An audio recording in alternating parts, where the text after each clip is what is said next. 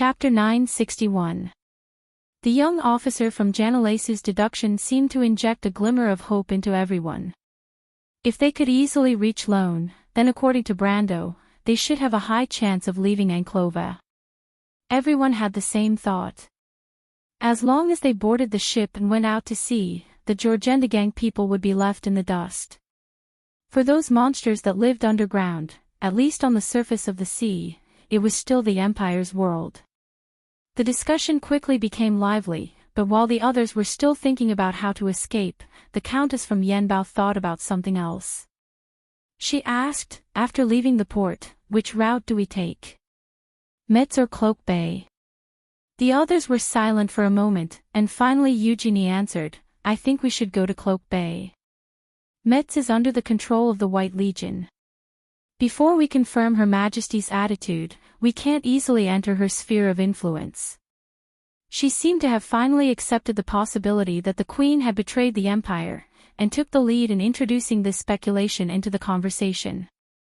No, Chiara shook her head. Cloak Bay has always been the sphere of influence of the Cecil family, and is controlled by the Holy Cathedral of Fire. On the surface, it seems to be the furthest from the Queen's control, but in fact, since everyone knows this, then the Queen must also know this. If it were any other day, it would naturally be the furthest place from the Empire's Supreme, but now, I think it might be the center of the vortex. That's not unreasonable, so we go to Metz, but what about the White Legion? Let's not talk about the White Legion first. In the north, other than the White Legion, there are also the territories of Ludwig and Grand Duke Helix. In such a place where local forces are complicated and deeply rooted, it is the most difficult place for the imperial power to intervene. Especially at a time like this, Her Majesty won't be able to free up her hands to sort out the intricate relationships in these places, so it's safer for us to go there, Chiara replied. The others looked at Brando, who nodded slightly, thinking that these nobles' descendants were not really useless. At least the plan they proposed was very feasible. He thought for a moment and replied, to Metz. Chiara was right. The forces of the nobles in the north were complicated. The territories of several Grand Dukes and the forces of the military nobles were mixed together. No matter how powerful Her Majesty was, it was impossible for her to free up her hands to sort them out in a short period of time, so the north was the best place to fish in troubled waters. But he had an idea that Chiara did not guess. Brando wanted to wait for the situation in the north to be clearer before he took action. As he said, no matter who the Silver Queen wanted to deal with, it had nothing to do with him. Other than Scarlet, whether it was the Holy Cathedral of Fire or a duke, he did not have to stand on the opposite side of the other party, so he did not want to be involved in this whirlpool. Going against the Dragon Queen was a last resort. But in any case, now that he knew about the Queen's conspiracy, what he had to do now was to try his best not to go to those sensitive areas, so as not to provoke the Queen into doing something drastic. In his opinion, Metz was a good choice. It was under the Queen's control, but also outside her control. It was a safe distance for both sides, and at least it would not cause the other party to misjudge. In fact, civil strife in the Empire was undoubtedly what Brando wanted to see the most, of course, provided that he did not get caught in the fire. He felt that the best situation next was to watch the Queen and the Holy Cathedral of Fire fight each other from a safe distance, and then find a chance to rescue Scarlet. Of course, it was a little difficult, but it was good to have a good dream, wasn't it? He thought for a moment, and then said, there's one more thing. I think you don't want to make a mistake like getting sunk by the Imperial Navy after escaping from Anslova, right? So we have to contact the Empire in advance. We have to assume that we can stop at any port in Metz. Who can do this? Count. If you don't mind, maybe I can give it a try. As soon as Brando's voice trailed off, another voice stuttered. Brando looked back and found that it was the fat young master Avram. In his memory, Avram would never take the initiative to speak in this kind of situation. He could not help but look at him with a little surprise.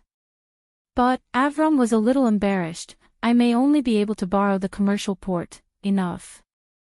Brando waved his hand. Well done, Avram. I didn't expect your family to have a network of connections in the Empire. Duke Karsuk really lives up to his name. His words were not a compliment. In the Empire, other than Yenbao, there were very few nobles in this era who had connections with the Empire. Even a powerful figure like Duke Arek was just a nobody in the Empire. Other than the well-informed people in the southern regions of Anzaruta and the Empire, there were not many who had heard of the Duke's name. For Duke Karsuk to be able to maintain contact with the Empire at this time, and even maintain a network of connections that seemed to be quite good, it could only be described as extraordinary. Avram was also a little embarrassed by Brando's compliment. He could not help but chuckle. Ever since the diplomatic mission set off from Erewhon, this was the first time he felt a sense of accomplishment in a formal occasion. He could not help but feel proud of himself for a moment. Although he might not have thought highly of Brando, a country bumpkin from a remote area, after a series of events, he vaguely felt that being praised by such a legendary count was also a kind of ability. Brando did not expect things to go so smoothly. He did not have much hope in this group, but he did not expect the descendants of the nobles in the diplomatic mission to be more capable than he expected. But thinking about it, they were born in noble families. Whether it was education or vision, they were far better than the commoners of the same era. Except for a few geniuses, in such an environment, they were not really powerless. They were just degenerate. However, once they had the motivation, the knowledge and experience that they had originally grasped turned into an outstanding ability, and these abilities were integrated together to achieve what they were now. After everyone finished their discussion, they started to work on their own. They sorted out the plan, arranged the route, counted the food, weapons, and ammunition reserves in the envoy group. Of course, the most important thing was to appease the Kurlutz nobles and not let them see any clues. Everyone was so busy that their feet didn't touch the ground. Only Romaine, Princess Magadal, and the Silver Dragon Mistress Mithril seemed to be particularly free. As for Romaine, her leisure seemed to be innate, and she always found a way to slack off. The Silver Dragon Lady, on the other hand, was curious about the human world's way of doing things. She asked Brendel questions such as a lord, is this how you command your subordinates? Brendel did not know whether to laugh or cry. Were humans not like this 1,000 years ago? There is a slight difference. Mistress stared at the members of Erewhon's diplomatic mission and the nobles of Cruz in the forest and replied. Mistress, did you not return to the human world after 1,000 years? Magadal looked back at her in surprise. As an adult dragon, we have to interfere with the mortal world as much as possible. Besides, most of us are lazy, and are too lazy to leave the Dragon Valley. This time, if it was not for something special, I would not have met Malthus and the rest. Mistress did not hide anything and answered truthfully. I see. The three of them were silent for a moment, but Princess Magadal was smart enough to know that Brando deliberately asked her to stay behind for another reason. She paused for a moment and asked, Count, do you want to know something about the internal affairs of the Holy Cathedral of Fire? Brando looked at her with slight surprise. He did not expect her to be able to guess his thoughts. He paused for a moment before nodding slightly. You have heard what we said before. Her Majesty's behavior is very unusual. I want to know why the Holy Cathedral of Fire does not seem to have any reaction at all. Count, your question is a little difficult for me. Princess Magadal frowned slightly and smiled bitterly. Why, does it involve some secret? Brando asked. If that is the case, Your Highness, you do not have to answer. That is not the case.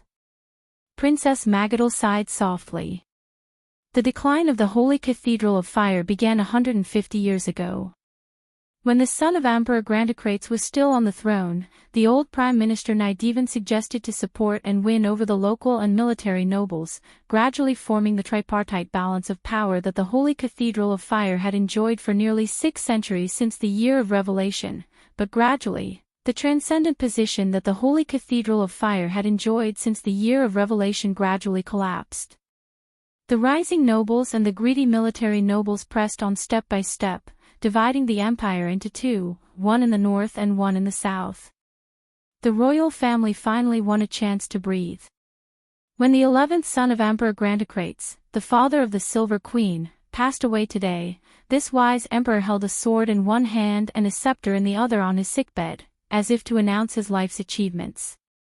After the death of Emperor Grantocrates, the Silver Queen ascended the throne and gradually began to take back the excessive power in the hands of the local nobles. On one hand, she continued to suppress the Holy Cathedral of Fire, on the other hand, she began to be wary of the nobles in the north. The hidden dangers of her father's extreme methods were solved by her one by one. Although the Iron Queen did not have a good reputation among the nobles, she was still one of the toughest female emperors in the history of Cruz. It could be said that she paved the way for the reform of Curlutz. Behind her, the eldest son, Leneret, made the eagle of the empire soar in the sky in one fell swoop. At the peak of the empire, it was even the only country on the continent of Vaunt that could compete with the equally powerful Madara of that era. This was the shame of the empire's weakness for nearly 30 years since the fiasco of the Wilderness of the Four Territories in the Silver Year, and after that, the Curlutz Empire ushered in the heyday of royal power. This was the original history that Brando was familiar with. The rise of Cruz's imperial power and the decline of religious power, but in this world, only a few people knew that this history had changed from the moment Jorgendi Ridge set foot on the surface world. Whether it was a saint like Dides of Wagner who had an insight into the future, or a wise figure like Vala of the Leo Palace, none of them could detect this. However, for every clergyman of this generation who was born in the year of the croaking frogs and experienced the whole process of the Holy Cathedral's rise to decline, this past history was full of unusual heaviness and unwillingness. So much so that the many documents that recorded this history sealed in the Hall of Candlelight were full of helplessness and lamentation. And every clergyman who read this history would involuntarily give birth to too many ifs in their hearts. If the previous generation of clergymen were not so arrogant and conceited, if the clergymen of Rosher's generation could face the power of themselves and the local nobles earlier, if the Holy Cathedral at that time was not so gullible to the so-called absolute control over believers and faith for centuries, perhaps today's Cruz would be a different person. Like some low-ranking clergymen, Vala also liked to read about the past of the Holy Cathedral in the aisle of the Hall of Candlelight. However, as the head of the Holy See of the Leo Palace, he still enjoyed some small privileges after all. For example, a special seat, a comfortable chair, and a special candlestick. Most of the monks were familiar with some of the habits of His Excellency the Great Priest, so they would arrange everything in advance. And this great figure who had been in charge of the Holy Cathedral since the year of the lute also enjoyed this small special treatment. This had nothing to do with whether it was comfortable or not, but it represented a symbol of power. One of a kind, and supreme. Raoul wasn't a person who was greedy for power. Compared to those nobles who lived in a drunken stupor, his life was more like that of an ascetic. He didn't enjoy much and was even a little too poor for someone in his position. He rarely appeared in the sight of his believers. Although he was famous in the imperial capital, there weren't many people who truly understood him. Among his few opponents and allies, Her Majesty the Queen might be one of them. However, Vala valued his authority very much. He believed that this was one of the most important things that the Holy Cathedral had lost in the past century because they did not pay attention to it. Today, as usual, after the great priest finished reading the last paragraph, he placed a silk bookmark, closed the book, and flicked his finger lightly. The flame on the silver candlestick flickered and then extinguished. He meticulously placed everything back in its original position, but did not stand up from his chair. Instead, he put his hand on his red frock and waited quietly. A moment later, Sydney, who was known as the Saintess of the Lion Holy Palace, walked over from the other end of the corridor like a ghost. The lady first glanced at the books on the bookshelf that had traces of being touched. As usual, the books that Vala read the most were still records related to that period of history. She frowned slightly without any expression, but did not say anything. She just replied in a reciting tone, Grand Duke Helix was only injured by an assassin and is now living in the Rose Garden. As for the rumors, it was made up by a person named Nickel. Who is that? Vala asked. An insignificant person who has been hiding in Accordion Alley recently. What about now? He is in the dungeon of the Inquisition. Did you get anything out of him? This person contacted Eugene about half a month ago.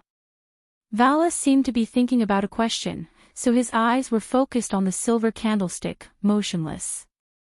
After a while, he asked, Eugene, the high priest of the Kocha region. Sydney nodded. Vala suddenly pursed his lips, his snow-white eyebrows knitted together. Sydney's answer made him feel that this was a split and betrayal from within the Holy Cathedral. The Kocha region was near Lust Tower, and the importance of the High Priest in this region to the Holy Cathedral of Fire was self-evident. He was the first to respond to Her Majesty's call, and there were 11 people who arrived at Lust Tower with him. Investigate them. Caesar has already begun to do so. Have you found out who assassinated Duke Helix?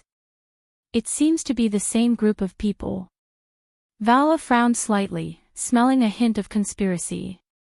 This was no longer just a betrayal, someone was targeting the Holy Cathedral. He was keenly aware of this. The Holy Cathedral's enemies in the Empire were all from 3 sides, the rebellious military nobles in the north of Metz, the southern nobles led by the Palat family in the south of Anzaruta, and Her Majesty the Queen. Who was it? Recently, Her Majesty has been very close to Chancellor Nydivan. Sydney said at this time. Vala raised his eyebrows. Who told you that? Duke Cecil. What else did he say? Sydney did not say a word. She was not good with words, but Vala seemed to have understood her meaning. What does Her Majesty want to do?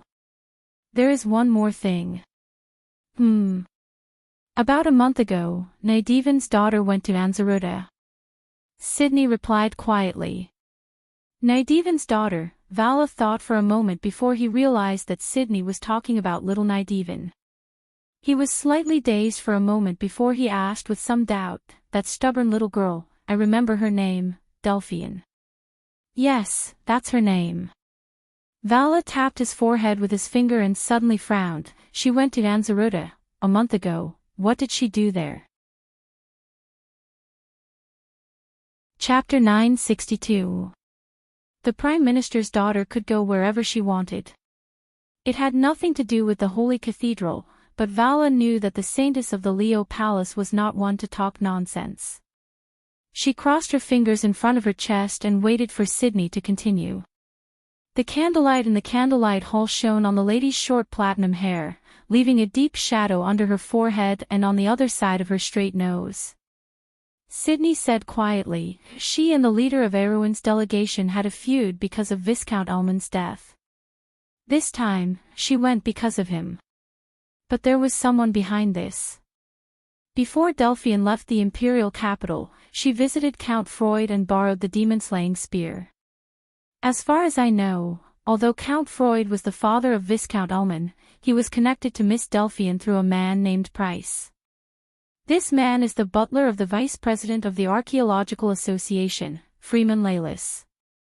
Freeman Laelis had revealed the information about the demon-slaying spear and Count Tonagel to the two of them at the same time. So this little girl's trip was arranged in advance. Vala listened quietly and replied, I can smell a conspiracy in this. It means that someone wants to deal with Prime Minister Nydivan, or Count Freud. But what does it have to do with us, Sydney? Freeman Laelis is very close to Bishop Eugene. Vala sat in the chair and was silent for a moment before replying, it's commendable that you found the connection so quickly. It seems that we are about to see the truth. What happened to the little girl after she went to Ansloys? After that, there was the turmoil in Ansloys and the invasion of Georgandy Ridge. This went without saying, but Sydney knew that this was not what the head of the sanctum wanted to hear. "She's missing," she replied. "Is Freeman Laylis and Eugene's relationship on the surface?" Vala asked again. "Yes. So it's not difficult for outsiders to connect to us through him." The old man knocked on the armrest of the chair and said in a low voice, "Little Nydivan treats his daughter like a treasure. She's a spoiled girl.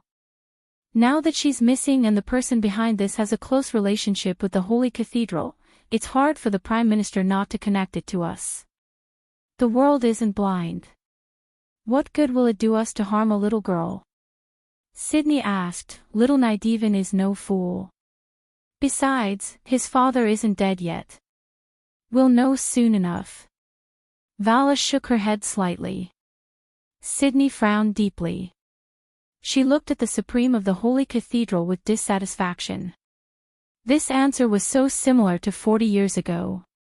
"His Majesty has gone too far recently, High Priest." Vala's thick eyebrows lifted slightly. Two sharp eyes seemed to burst out from his deep eye sockets and fell on the face of the statue of the Leo Palace. This was his proud disciple. Under the platinum hair, under the flat forehead, under the platinum sword-like eyebrows, the pair of golden eyes shone with a clear and unflinching light. This gaze seemed to remind the old priest of himself when he was young. He sighed and sat back in the chair again. "That's all. Don't mention it. You know, Sydney. Royal power and religious power have their ups and downs. This is the law of history. But secular power and divine power have been separated and monitored for thousands of years. This is the rule that has been agreed upon. His Majesty has reached out to the Holy Cathedral. This is an extremely dangerous thing. She's doing something wrong. You must stop her from repeating the same mistake, High Priest." Sydney was unmoved and replied indifferently. "No, things haven't reached that stage yet. Sydney, you don't understand. There are some things you don't understand." Vala shook his head. "Things haven't reached that stage yet. She's just greedy for power and doesn't want to give up the throne in her hands. For mortals, this is normal. We can't stand on the other side of His Majesty because of this. She may have gone a little too far, but it's still tolerable. Isn't Teacher being too magnanimous towards His Majesty?" Sydney's eyes revealed her annoyance and dissatisfaction. "This is what we owe her. At least on this matter, we can't openly oppose her. Remember, Sydney, this is not my order, but my teacher's order. I have to obey this order, and so do you." Vala replied in a low voice. "You know, this is an agreement. As long as she's on the throne, we can choose not to support her, but we can't oppose her. As long as she doesn't make the wrong choice on those key issues, we can't violate this agreement. Even this isn't a key issue. This is just a matter of the secular world, Sydney. Divine faith isn't born without roots, High Priest." "Shut up." Vala scolded angrily. In fact, he understood this point, but some things couldn't be said like that. "How dare you say such filthy and vulgar words in this sacred place, Lady Sydney? Don't let anger and resentment take over your heart. Take out your usual calmness. It's not suitable for you to continue talking to me now. Go and calm down." Sydney was slightly startled, but then she nodded slightly. "I understand." She didn't explain further. She took one last look at her teacher's bookshelf, then turned around and left. But halfway through, she turned back and asked, "Is it because of the dragons?" "The dragons can't do whatever they want in this world, Sydney. They are far more restrained than we are." Vala shook his head. "Everyone knows that Her Majesty has the dragons behind her, but the truth is far from that. If it's just the dragons, they won't be able to suppress the Empire. Remember, Sydney, this is the era of mortals.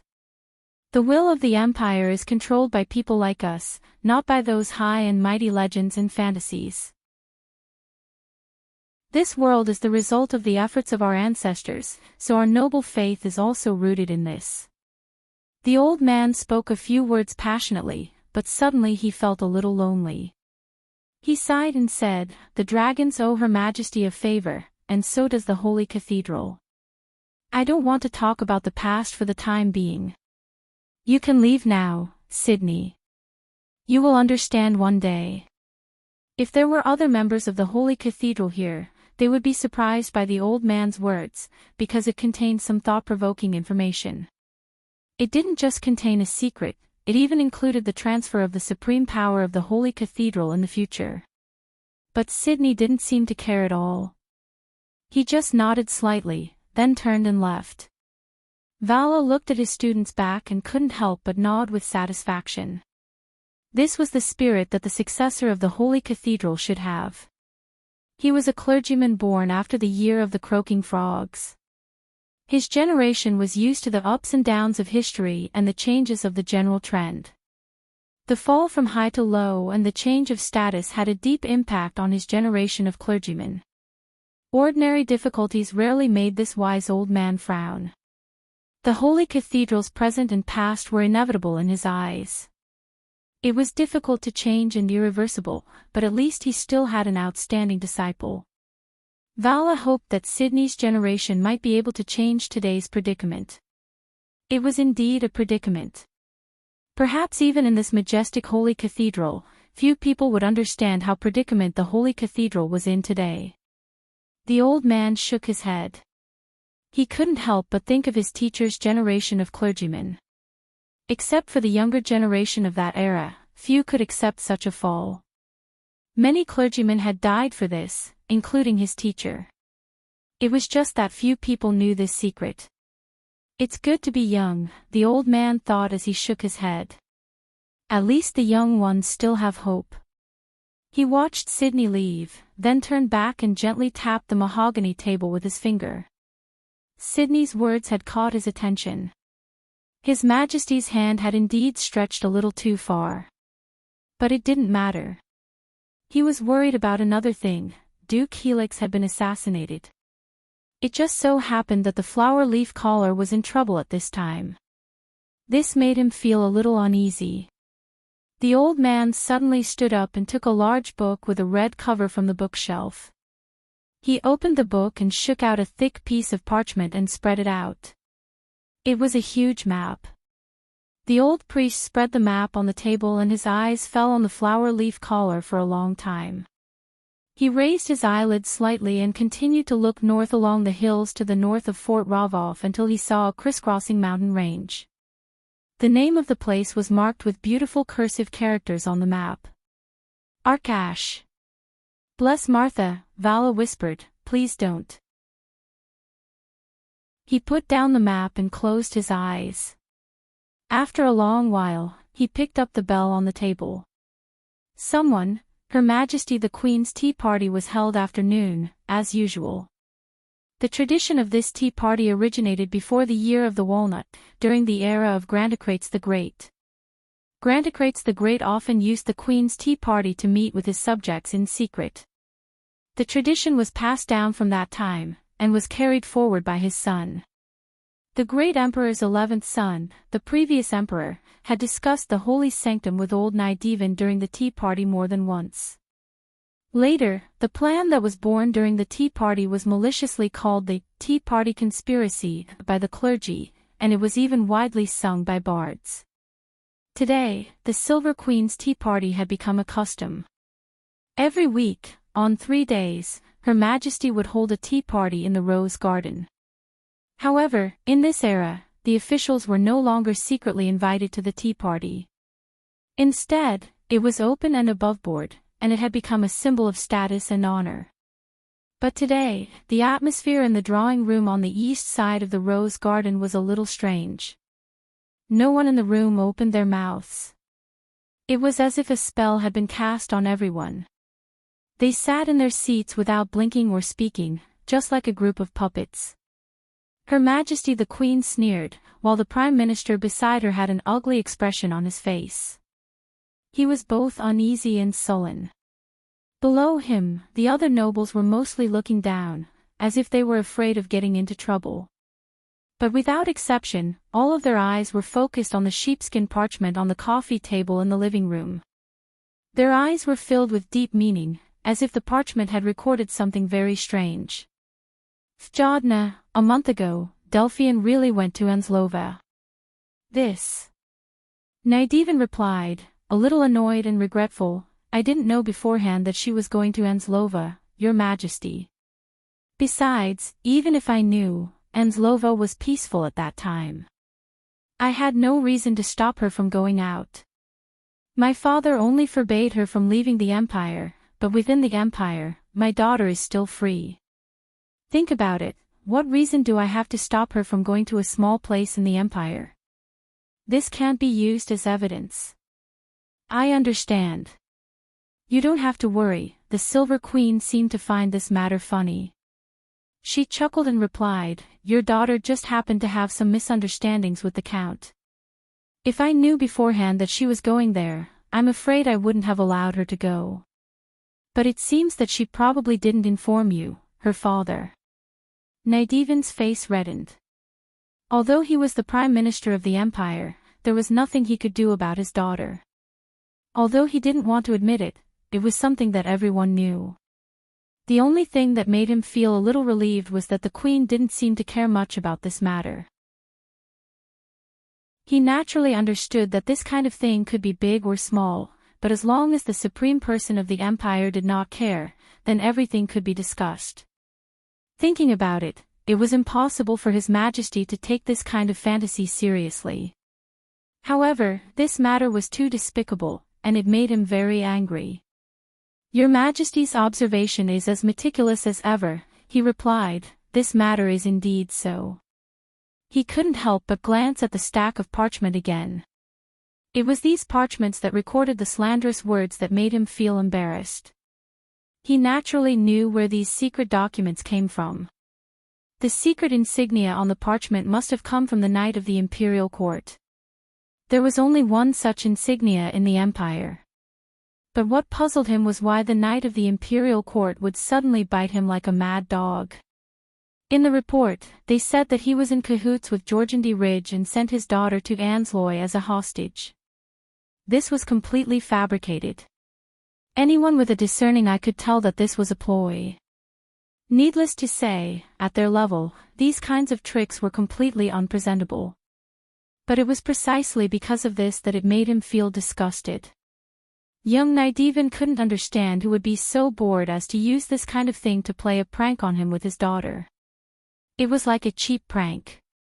It was disgusting. But it was precisely this kind of prank that deeply infuriated him. Everyone knew that Prime Minister Nydivan had a precious daughter, yet these people were using his daughter to cause trouble for him.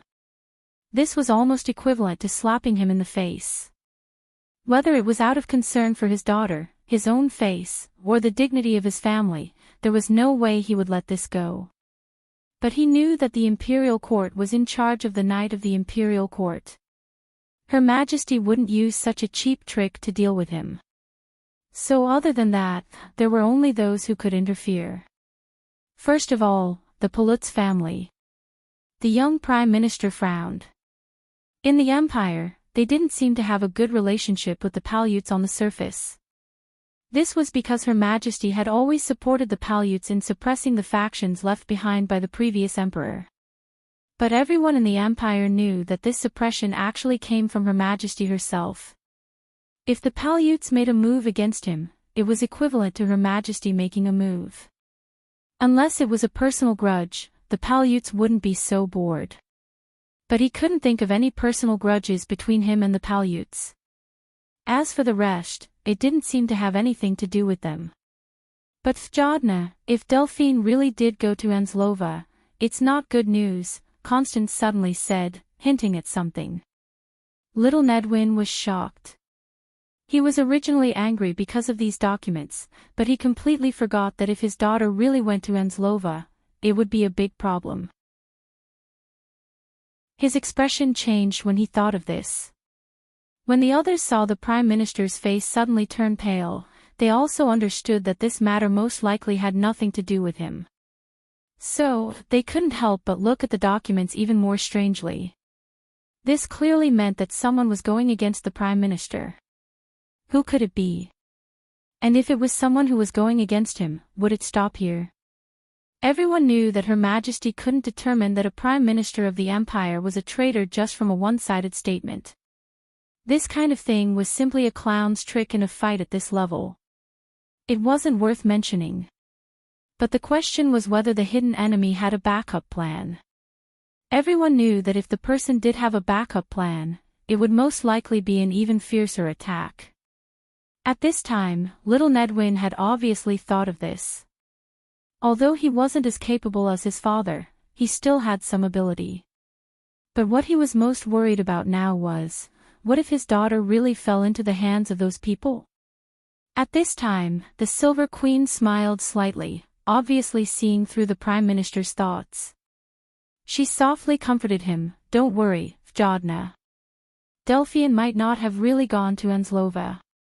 As for the people who are trying to frame you and the Prime Minister, I will naturally get to the bottom of it." Little Nedwin nodded and replied somewhat dispiritedly, "Thank you, Your Majesty." Constance smiled gently and nodded at the young Prime Minister. P.S. I had a bit of a writer's block 2 days ago, but fortunately, I've already settled it. As expected, only by persisting in writing can one have a train of thought. Chapter 963. The discussion that followed became long and meaningless. The secret letter was full of guesses and lacked concrete evidence. Even the nobles present could not really suspect that the Prime Minister was the traitor. Although they did know that someone had betrayed the interests of the Empire, Anglewa's occupation and Jorgendi's accurate judgment proved everything. Especially now that the south of the Empire was in danger, Her Majesty would not easily convict such a sensitive and lofty figure. Some guessed that this might be a ploy to sow discord, while others were gloating. Such a person most likely had a grudge against the Prime Minister. But no matter which one it was, this matter reminded people of the recent rumors about Duke Helix. First, it was the Duke of Flowers, then the Prime Minister. Who would be next? Everyone secretly felt that there was an invisible hand stirring up trouble behind their backs, but as for who this person was, it was hard to guess. Her Majesty also frowned. In the eyes of others, she seemed to feel threatened by these two matters. All in all, because of this unexpected secret letter, the tea party ended on a sour note. But in the end, Her Majesty did not say anything. It was inevitable that the nobles privately guessed who would be the next unlucky person. It seemed that Her Majesty still trusted the Prime Minister, so the person who made the move would be unlucky, or there would be some other twist. Everyone was waiting to see a good show. There was no doubt that the day's events left everyone with room for imagination. However, few knew that the Silver Queen's tightly furrowed brows relaxed after her vassals, especially little Nydivan, left. Her mood seemed to have returned to normal, or perhaps it was just a facade that she showed before. She looked at the backs of her vassals as they left, and instead chuckled softly. The Supreme Lady stood under the arched window in the living room and looked at the rose garden outside. Her gaze even passed through the gate of St. Cantifer's palace, seeming a little uncertain. "Well, let's create some trouble for them."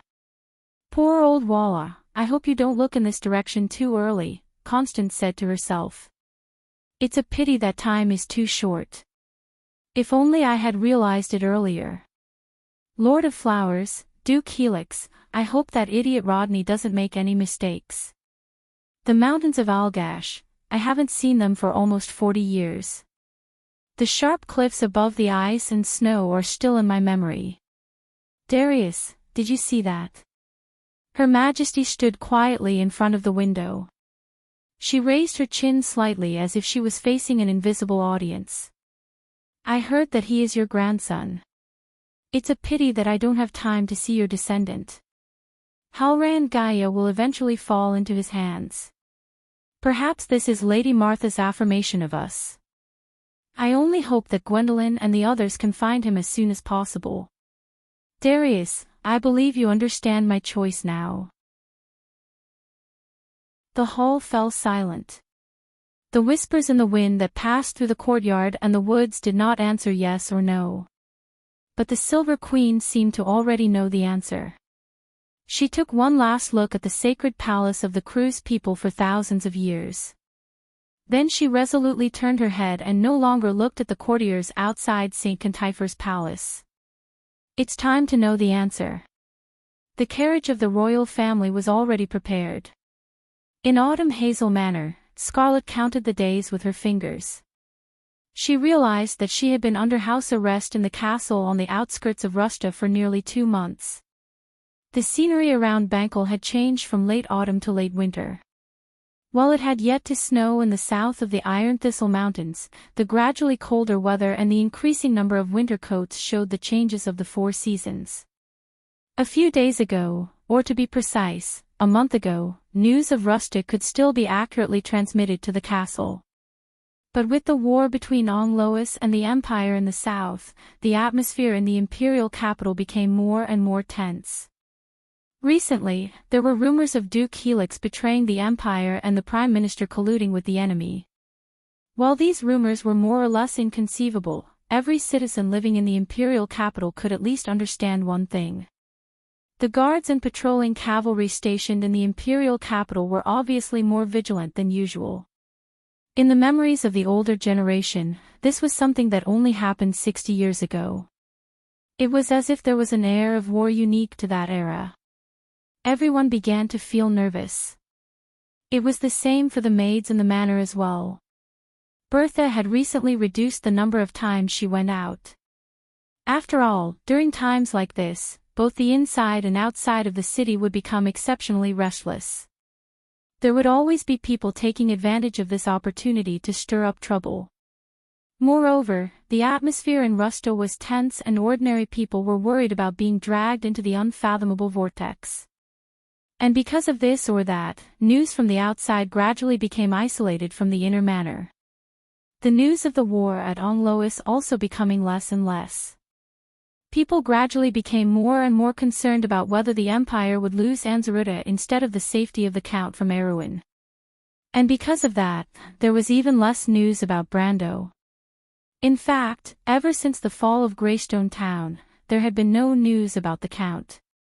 For Bertha and the others, the only thing they were thankful for was that at least their Countess still believed that the legendary Count of Tonagel was safe and sound. Otherwise, they wouldn't know how to comfort her. Although privately, they more or less believed that the unlucky Count had died in Anzaruta. On this day, Bertha was drying clothes on the balcony of the manor as usual. Suddenly, she saw a carriage passing through the forest like a ghost. When she saw the coat of arms on the carriage, she cried out in fright and hurriedly rushed down from the 3rd floor of the castle to the hall on the 1st floor. When she pushed open the heavy wooden door of the hall and wanted to remind the nominal owner of the manor who had arrived, she cautiously kept her mouth shut. There weren't only her close friends in the hall. In fact, the mountain maidservants were standing in 2 rows behind Scarlet, trembling in fear. And right in front of the Countess, there was another woman. In fact, in the Empire, very few people dared to treat her as a woman. The Silver Queen stood in front of the mountain maidservant. She didn't bring anyone with her except for her coachman and attendants. Her coachman was waiting outside the manor, and her attendants were standing outside the door as per her orders. In other words, the supreme ruler of the Empire was facing Scarlet alone.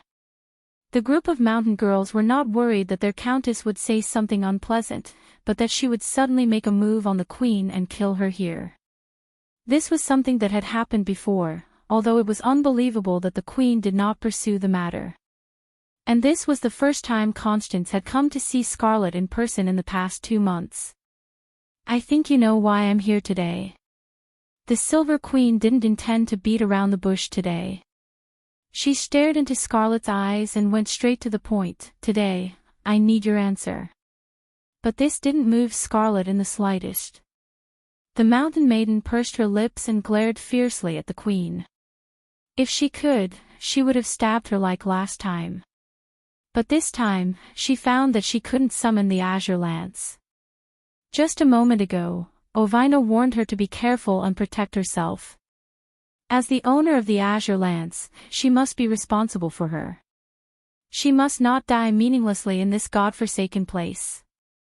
Those were the lady's words, but Scarlet felt that there was more to it. You think I can't do anything to you if you don't open your mouth? Have you forgotten what I said last time? For you, I can declare war on any force in this world without hesitation, whether it is Aween or the Bugis. You should understand my determination, and don't anger me. If I want to kill your lord, it won't be much harder than squashing a bug, little girl. Constance replied calmly. Scarlet trembled slightly when she heard this. But it wasn't out of fear, it was out of anger. The queen could clearly see the anger in the mountain maiden's eyes. She didn't say anything, but if the anger in her eyes could express her thoughts, Constance felt that she had been burned to death countless times. Constance had obviously predicted this reaction. She sighed softly, silly child.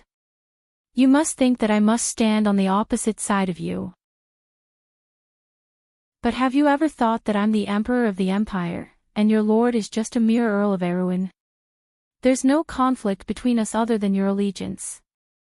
In fact, not only that, I can even help him and let him rise to the top. If he's willing to serve me, then what's the difference between serving me and serving him? Her Majesty changed her tone and said softly.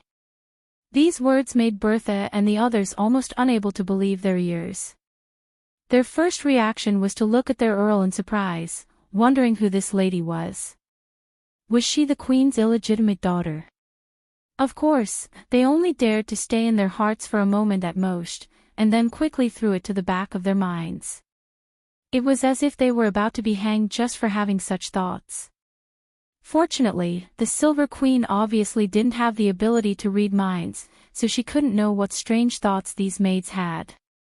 After she finished speaking, she waited for Scarlet's answer. Today's Silver Queen seemed more confident than that day, as if she wasn't worried that the Mountain Maiden would reject her. Scarlet listened to her words, and her eyes moved slightly, but she still looked at her with deep suspicion. You don't believe me? Constance asked with some dissatisfaction. However, she did feel a little defeated by this stubborn girl. Whether it was a glib tongue or a firm resolve, she could find a solution. However, Scarlet's behavior was appropriate for her identity, the daughter of a mountain maiden. Her silent suspicion made the Silver Queen think that she was from Ludwig or Metz. She was blind and stubborn, and they always had an instinctive suspicion of any words. Scarlet still didn't answer, but this already represented her attitude. If it was in the past, the Silver Queen would most likely leave in a huff, but today, she gave a look to the maids, and they quickly left in fear and trepidation. After everyone left, the Silver Queen opened her mouth and said, I know you don't believe me, but I don't have much time. I just want you to understand that your lord and I are the same kind of people. You think I don't know him?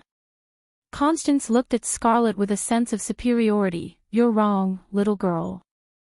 I know him better than you. I know who he is. You're the daughter of a mountain maiden, so you must have heard of the legends of the mountains, right? She didn't give Scarlet a chance to refute, and asked quickly. Scarlet still didn't answer this question. However, the Silver Queen didn't need the girl to answer, because she knew that the legends of the mountains were passed down from generation to generation. Although they migrated along the mountains, the ancient traditions were passed down from generation to generation. Then you should know that in the legends of the Dark Forest, the blood of the mountain maidens flows with noble blood. Some of it even came from the era before the War of the Holy Saints. The Dark Dragon ruled the Myrna Empire, but the Druids also submitted to him. In fact, it was far more than that. The Earth Holy Temple and the Lion Clan were the same. The Eternal King also had another group of subordinates, and that was the Mountain Maidens. Constance smiled slightly. You swore loyalty to your lord, and it wasn't just because of the pure feelings of a young girl. You already knew his identity from the moment he gave you the golden apple. Who would a fairy give an apple to? Only the sage. He has the inheritance of the dark dragon. The Silver Queen said softly. The Mountain Maiden suddenly raised her head as if she had been electrocuted, and glared at her fiercely. Her extreme reaction startled Constance, and the latter was stunned for a moment before realizing that the maiden suspected that she would harm her lord. The queen didn't know whether to laugh or cry at this moment. She had seen stubborn people before, but it was the first time she saw someone as stubborn as this little girl. Constance couldn't help but feel that it was a pity that she didn't meet this silly girl earlier. She cursed Brando in her heart, and then stretched out her right hand to let Scarlet see the Ouroboros snake ring on her right index finger. Scarlet stared at the ring warily. After being by Brando's side for so long, of course she recognized the meaning of this ring. Don't worry, I'm not showing you my identity. This ring is dispensable to me, and the so-called secretive organization of All for One is just a so-so in my opinion. The queen gently took off the ring and threw it aside, dismissing this token that was extremely important to the believers of All for One as if it was trash. She let it fall into a dark corner without even looking at it. She replied, I'm just telling you how I know your lord's secret, and I know even more. Erwin has no secrets in my eyes, and I even know that he has something to do with Amon's death. She chuckled. All for One's infiltration of the Holy Cathedral of Fire has suffered a great loss because of your lord's intervention. I've kept it a secret for you for so long, I think you should repay me with something. But Scarlet looked up at the queen, then lowered her head again and shook her head stubbornly. You think I'm lying? I'm with the Lord only because he is the Lord. As if for the first time, the mountain girl replied, the Lord has never abandoned me, and I will never leave him. What a silly child. Constance was slightly startled. What is it about him that makes you so fascinated? She then sighed again and replied softly, well, you really are a stubborn girl. Then Scarlet, do you really understand your lord's thoughts, what he wants to do, and what his purpose is? You should understand that he is different from each of you, and he is far ahead of you. Do you think you can keep up with his pace with just the current you? For the first time, the look in Scarlet's eyes softened slightly. You understand. The Silver Queen smiled. I've said it before. Your liege and I are the same kind of people. Because both of us know the nature of this world, we are not confused by the myths and legends of the past 1,000 years. Scarlet, you've seen the drunken nobles out there. You've also dealt with the cultists with your liege, so you should understand the hidden threat under the superficial appearance of this world. Do you think that people like me and him who clearly understand this will covet the power of the mortal world? That's just a myth of those short-sighted people who think they are infallible. As she said this, she reached out to the mountain girl. Come, Scarlet, I'll show you what your lord and I are doing. You will understand that by helping me, you are also helping him. It's just that his actions are aimless, and I know better what I want to do. Constance stared into Scarlet's eyes and continued, do you remember what I said? Do you still remember what I told you? You won't kill me, and you can't kill me. You'll soon understand why. The azure lance is on my side, Scarlet. You won't regret it. The mountain girl stood there in a daze, looking at the hand of the Empire's Supreme Being reaching out to her. She hesitated. And it was at this moment that she heard a clear voice in her heart. Don't believe her, Scarlet. It was Ovina's voice. Chapter 964. The morning sun rose from the gaps between the branches of the canopy of the forest, and the dewdrops on the leaves reflected colorful light under the morning sun. A team was trekking through the forest, led by a young man wearing a black woolen coat soaked with dew from the previous night. The silver button on his collar had the emblem of Abes. He held a sword in his hand and frowned as he stared at the dense forest in front of him. This man was Brando. He led Erwin and Cruz through the hills north of the Rokisi Highlands and was now approaching the Lone Port, which was less than a day's journey. As expected, they didn't encounter too much trouble along the way. They only occasionally encountered Jorgundy Ridge's scouts. The army of Jorgundy Ridge seemed to be really focused on heading north to Asgard, and they didn't spend too much effort on the port city in the south. However, they didn't know the situation on the plains. They didn't know if the villages and settlements of various sizes outside the lone port had been attacked by Jorgundy Ridge. However, the sky in the north didn't have the black smoke columns that were commonly seen in the Vargas region, so the situation was probably fine. Brando was waiting for the scouts in front to report back. His gargoyles were hovering above the clouds, but the intelligence in the forest still depended on the scouts with feet. This was the limitation of flying creatures. However, the White Lion infantry were not professional scouts, and Rogers and his knights were not professional scouts, so it naturally took more time. Brando became a little anxious as he waited, but he did not dare to show it on his face. He knew that Cruz and the others in the envoy group relied on him more than before, so he had to be more calm. He tapped the hilt of the sword rhythmically with his fingers. This sword was not the Halran Gaia. Although the Dragon Queen might not dare to risk attracting Eloranta to deal with him, he did not want to expose his position to the Jorgundy Ridge people while thinking about some irrelevant things. In fact, he had been thinking about what Magadal said to him these days. The Holy Cathedral of Fire will not easily attack Her Majesty the Queen. I don't know the specifics, but this was an agreement made with the Holy Cathedral when the previous Emperor of the Kurluts abdicated. The dragons were also involved, and perhaps the lady knows more about the relevant matters.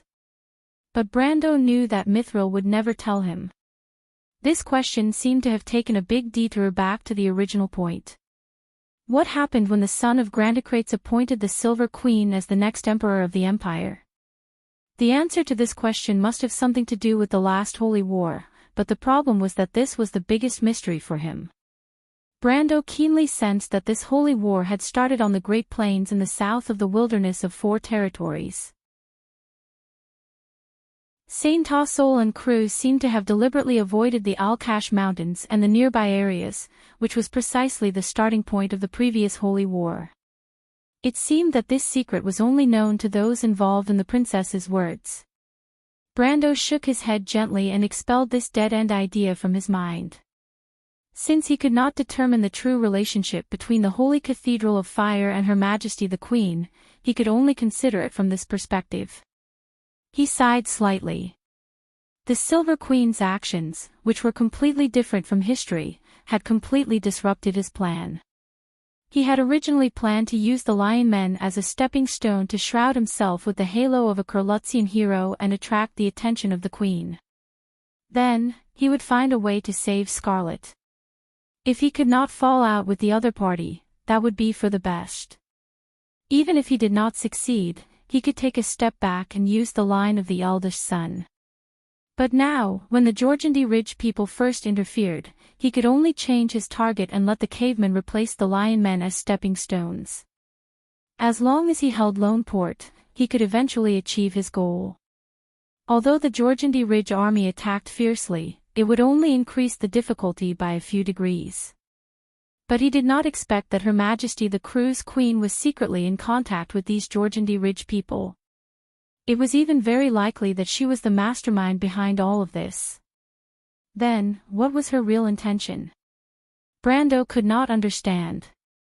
Since he could not confirm what Her Majesty the Queen really wanted, how could he attract her attention?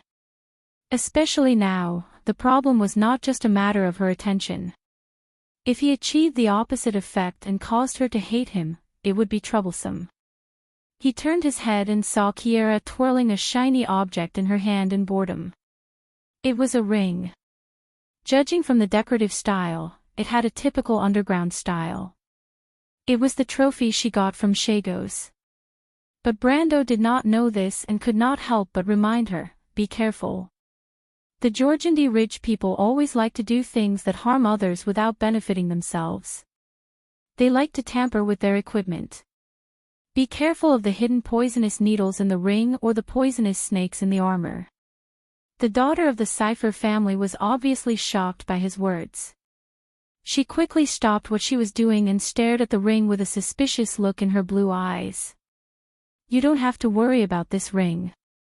You are lucky. This ring happens to be one of the few pieces of equipment that has not been tampered with. If it was, you would have been cold and dead for hours. Do you know this ring? Kiera did not feel that Brando was bluffing. The little girl raised the ring in her hand against the sunlight that passed through the branches and asked the latter. Kind of, Brando replied. Kind of. I am neither a professional appraiser nor an alchemist. I can only say that I have seen this ring before. I really can't tell. You are actually quite modest. What is it used for? Is it a magic item? Kiera asked curiously. Stone pattern ring. This is the symbol of the status of the priests in the underground world. Some of the high-grade goods have magic power. They can draw the power of the earth element from the soil and summon small earth elemental puppets. Brando looked at the ring on the little girl's hand and introduced it to her. Then what about mine? Kiera looked at Brando expectantly. It is a high-grade good. Wow! Kiera exclaimed in surprise. How do I use it? Brando looked at her strangely. In the era of the Amber Sword where players were generally between level 30 and 40, this ring was very popular. This was because the small earth elemental summoned was almost equivalent to the combat power of a player of the same level. For an ordinary noble, this thing was equivalent to a personal, absolutely loyal silver-ranked knight for 6 hours a day. But for Kiera, who was born in a big family like House Cypher, it seemed that it was not worthwhile to be so happy. If she wanted, she could have as many of these things as she wanted. Kiera saw through his thoughts at a glance. She was also very disdainful of this vulgar mortal's thoughts. She snorted softly and said, "Humph, why are you looking at me like that? What do you know? This is my spoil of war. It has a very different meaning from those things that can be casually taken." Then she carefully wiped the ring and raised it to Brando and asked, "Hey, how do I use it?" "Put it on your index finger, then face the soil with it and recite the spell, Eem." Kiera had also learned magic herself, so she was very familiar with these elemental spells. She recited a little, then put on the ring and did as she was told. Sure enough, a moment later, the soil layer under the little girl's feet slightly arched, separated, and finally, a mud-like monster about the height of an adult with an unknown shape crawled out. This was the primary form of the earth elemental puppet, exactly as Brando remembered. He also knew that the higher the level of this thing, the closer it would be to a human form. When it reached the level of an elemental elder, it would become a real giant. Kiera was very surprised to see her summoned creature crawling out from under the soil layer. She studied it excitedly for a while, then looked up and sighed. "I didn't know that you were so knowledgeable. I thought that the rumors about you were all boasting. By the way, are you familiar with magic items? But you said that you are not an alchemist. You are obviously very familiar with this ring, aren't you?" When Brando heard this, he thought to himself, is this a compliment? The problem is that the person being complimented does not seem to be happy at all. He put on a straight face and answered truthfully, "I said, I only saw this ring by chance. Then maybe you have seen other things. I have another thing here, but I still don't understand what it is for. Why don't you help me take a look?" Kiera waved her hand capriciously and interrupted Brando's words, as if it was not important to her where he had seen this ring. Brando was about to explain that he was not a jewelry appraiser, but when he saw the little girl take out the thing from her waist bag, he could not help but be stunned.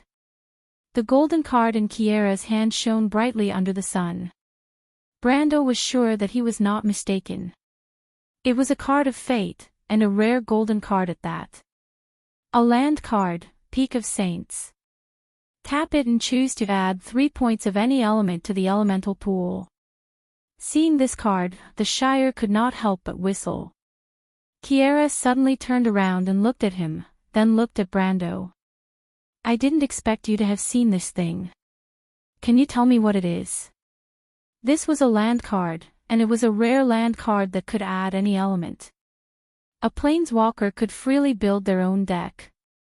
Every planeswalker would create their own unique creatures, artifacts, and powerful spells. But the source of their power, the land cards, came from thousands of real worlds. Aside from the wound itself, most of these worlds were broken planes floating outside of the real world. Planeswalkers drew the power of wind, water, fire, earth, light, darkness, and the power of nature to display the world they built. All elements were the cornerstone of the planeswalker world.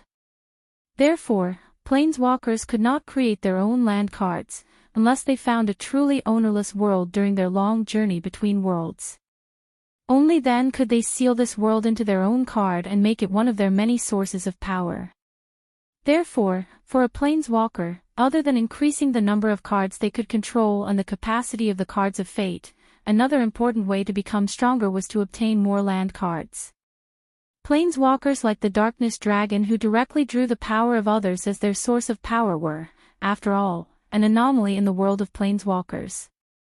And for Brando, land cards, especially multicolored land cards, were what he needed the most at the moment. After he had truly entered the elemental realm and even approached the elemental enlightenment, the capacity of his deck had actually increased further.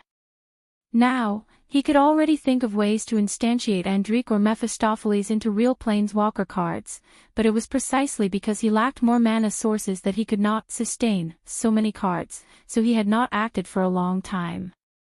Currently, maintaining Metish's White City Vanguard was already a difficult task for him, and if he were to instantiate new planeswalker cards, the new planeswalker would inevitably have to master more cards, which was undoubtedly a great burden for him.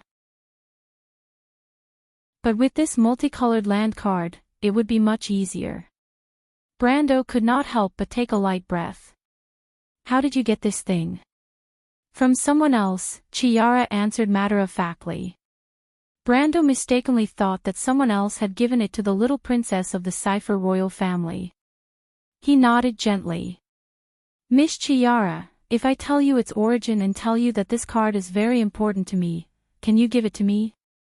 Of course not. Chiara shook her head. I don't have the habit of giving things away for free. She held the card and waved it in the sun, then tilted her head and asked, Is this thing really important to you? Very important, Brando replied. To be frank, if I get this thing, although I don't dare to say that it will increase my chances of success in the upcoming trip to Lone, it will definitely reduce the danger. It seems that this thing is really important to you. Chiara could not help but answer in surprise. What exactly is it? It's such a powerful thing, but why have I never heard of it? Brando appeared to be thinking for a moment, but in fact, he was communicating with the Shire in his mind. He and the Shire had heard of this card before, and even discussed it because this card was once one of Tumen's cards. Tumen's All-for-One deck was a typical multicolored card, because this land card was also one of his core cards. Most of Tumen's cards were lost in Erewhon, and this card was only one of them. But he did not expect it to fall into Chiara's hands. Both of them were surprised, and the young wizard reminded him that he must find a way to get this card. This Holy Peak was also one of the famous rare land cards in the history of planeswalkers. It was said that a mature Holy Peak could provide a planeswalker with 10 points of any element per day. The Shire's answer reminded him of something. He thought for a moment and then said to Chiara, This is the card of fate. Very few people know about its origin, but some people who practice special spells can display the power of the card. This little princess of the Cipher family was smart. Brando wanted to get this card, so he did not dare to lie in front of her, and could only answer half-truths. So you're saying that you're the one who cultivates the spells of a special school? Chiara's dark blue eyes turned as she asked curiously. Brando nodded. What about me? Can I display the power of this card? She asked again. Well, I'm afraid not. Brando replied, "The card of fate is an extremely special magic item. For people who can't use it, it is no different from a piece of paper except for being tougher." Sigh, how boring. Chiara was a little disappointed. "Then you can have it." Brando was slightly stunned. He did not expect things to be so simple, and he also did not expect this crafty and strange little girl to be so easy to talk to. He could not help but ask, "You're giving it to me just like that? Aren't you afraid that I'll lie to you?" 2 points. Chiara stretched out her finger and gestured to Brando. Although she was serious, she replied with a childish voice, "First, although you are a little hateful, you don't look like someone who would lie easily. If you would lie to me because of this thing, then it means that it must be extremely important to you. Since that's the case, you will never tell me the truth. After all these days, I haven't found a second person who knows anything about this thing, which means that it is indeed very rare. I'm giving this thing to you so generously, you must feel that you owe me a favor. The more generous I am now, the more ashamed you will feel in the future, and the more you will repay me. So, you must remember that you owe Miss Chiara a favor, and you will repay this great kindness in the future." Brando did not know whether to laugh or cry as he listened to her fallacious reasoning. Chiara then continued, "Second, you just gave me a ring that I like very much. I'm very happy. This card is my reward to you, so you must remember that you will only benefit if I'm happy." Brando thought to himself, "Are you teaching a puppy? But for the sake of the card, forget it. I won't argue with a child." Chiara handed the card to Brando, and then asked, "Can you teach me that spell?" Brando was stunned. He had expected her to ask this question, but he originally thought that Chiara would use this card to threaten him, and not now. If it was the former situation, he would naturally have a way to deal with it. But now, he thought about the answer to this question and decided to answer truthfully. So he gently shook his head, "Maybe you will become one of us, but I can't do it. But if you can find this card, I think at least the cards of fate have some kind of connection." "Is that so?" After hearing this answer, Chiara could not help but sigh slightly like a child. "I've already handed the card to you, so you don't have to lie to me. It seems that I really can't use this card." What a pity. Brando looked at the little girl's white little fangs when she sighed, and he did not know whether to laugh or cry. "So that's what you're thinking." Chapter 965. The light in the valley soon became bright and abundant, like a green field. Brando squinted his eyes to appreciate the beautiful picture while answering some questions about the planeswalker to Chiara. Of course, most of these questions brushed past the secrets that Brando did not want to mention, but it was enough to outline the mysterious and plump outline in the little girl's heart. When Chiara was not paying attention, Brando quietly integrated the holy peak into his planeswalker world. The snowy holy mountain was next to the storm's lair, drawing a pale blue ridge line in the sky of the gem plain. About half an hour later, the scout finally brought back news from the outside. There was no trace of the Georgandy Ridge people outside the valley, but there were a small number of cavemen stationed on the plain. These cavemen did not look like the frontline troops of Georgandy Ridge, but more like a garrison with low combat strength. After receiving this news, Brando was completely relieved. This meant that the main force of Georgandy Ridge had indeed gone to Asgard, and the remaining old, weak, sick, and disabled were just to prevent the garrison of Lone Port from causing trouble. But it was impossible. In the heart of the empire, except for the private soldiers of the nobles and the knight, the city guards had no combat strength at all. In addition, Rogers and others brought back another piece of good news. They had contacted the garrison of Lone Port. Lone Port. The largest port in the south of the Sublime Sea, the Pearl of the Sea. The port was most famous for the huge white towers along the bay. These towers were relics left behind before the War of the Holy Saints. The Myrnas used these towers, which were hundreds of meters tall, to collect the wandering magic power in the air. This technology had long been lost after the War of the Holy Saints, but today, thousands of years later, there were still a few towers that could operate, but their owners had changed to the Ansloys who lived on the coast.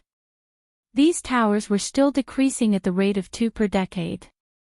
It was estimated that in 30 years, the last tower would be shut down due to the aging of the equipment. After that, these white towers would truly become historical witnesses. One day, they might be eroded and fall apart by the wind, or they might stand on the shore of the bay forever, becoming a unique and eternal scenery here. When the Erewhon diplomatic corps crossed the coastal plain, they saw these legendary white towers. They stood alone in the distant sky, a bit like windmills without blades. The Erewhon members in the diplomatic corps were amazed by the spectacular scene, and even the tension under the dangerous situation was diluted. The crew's people, who were used to seeing such sights, were much more depressed.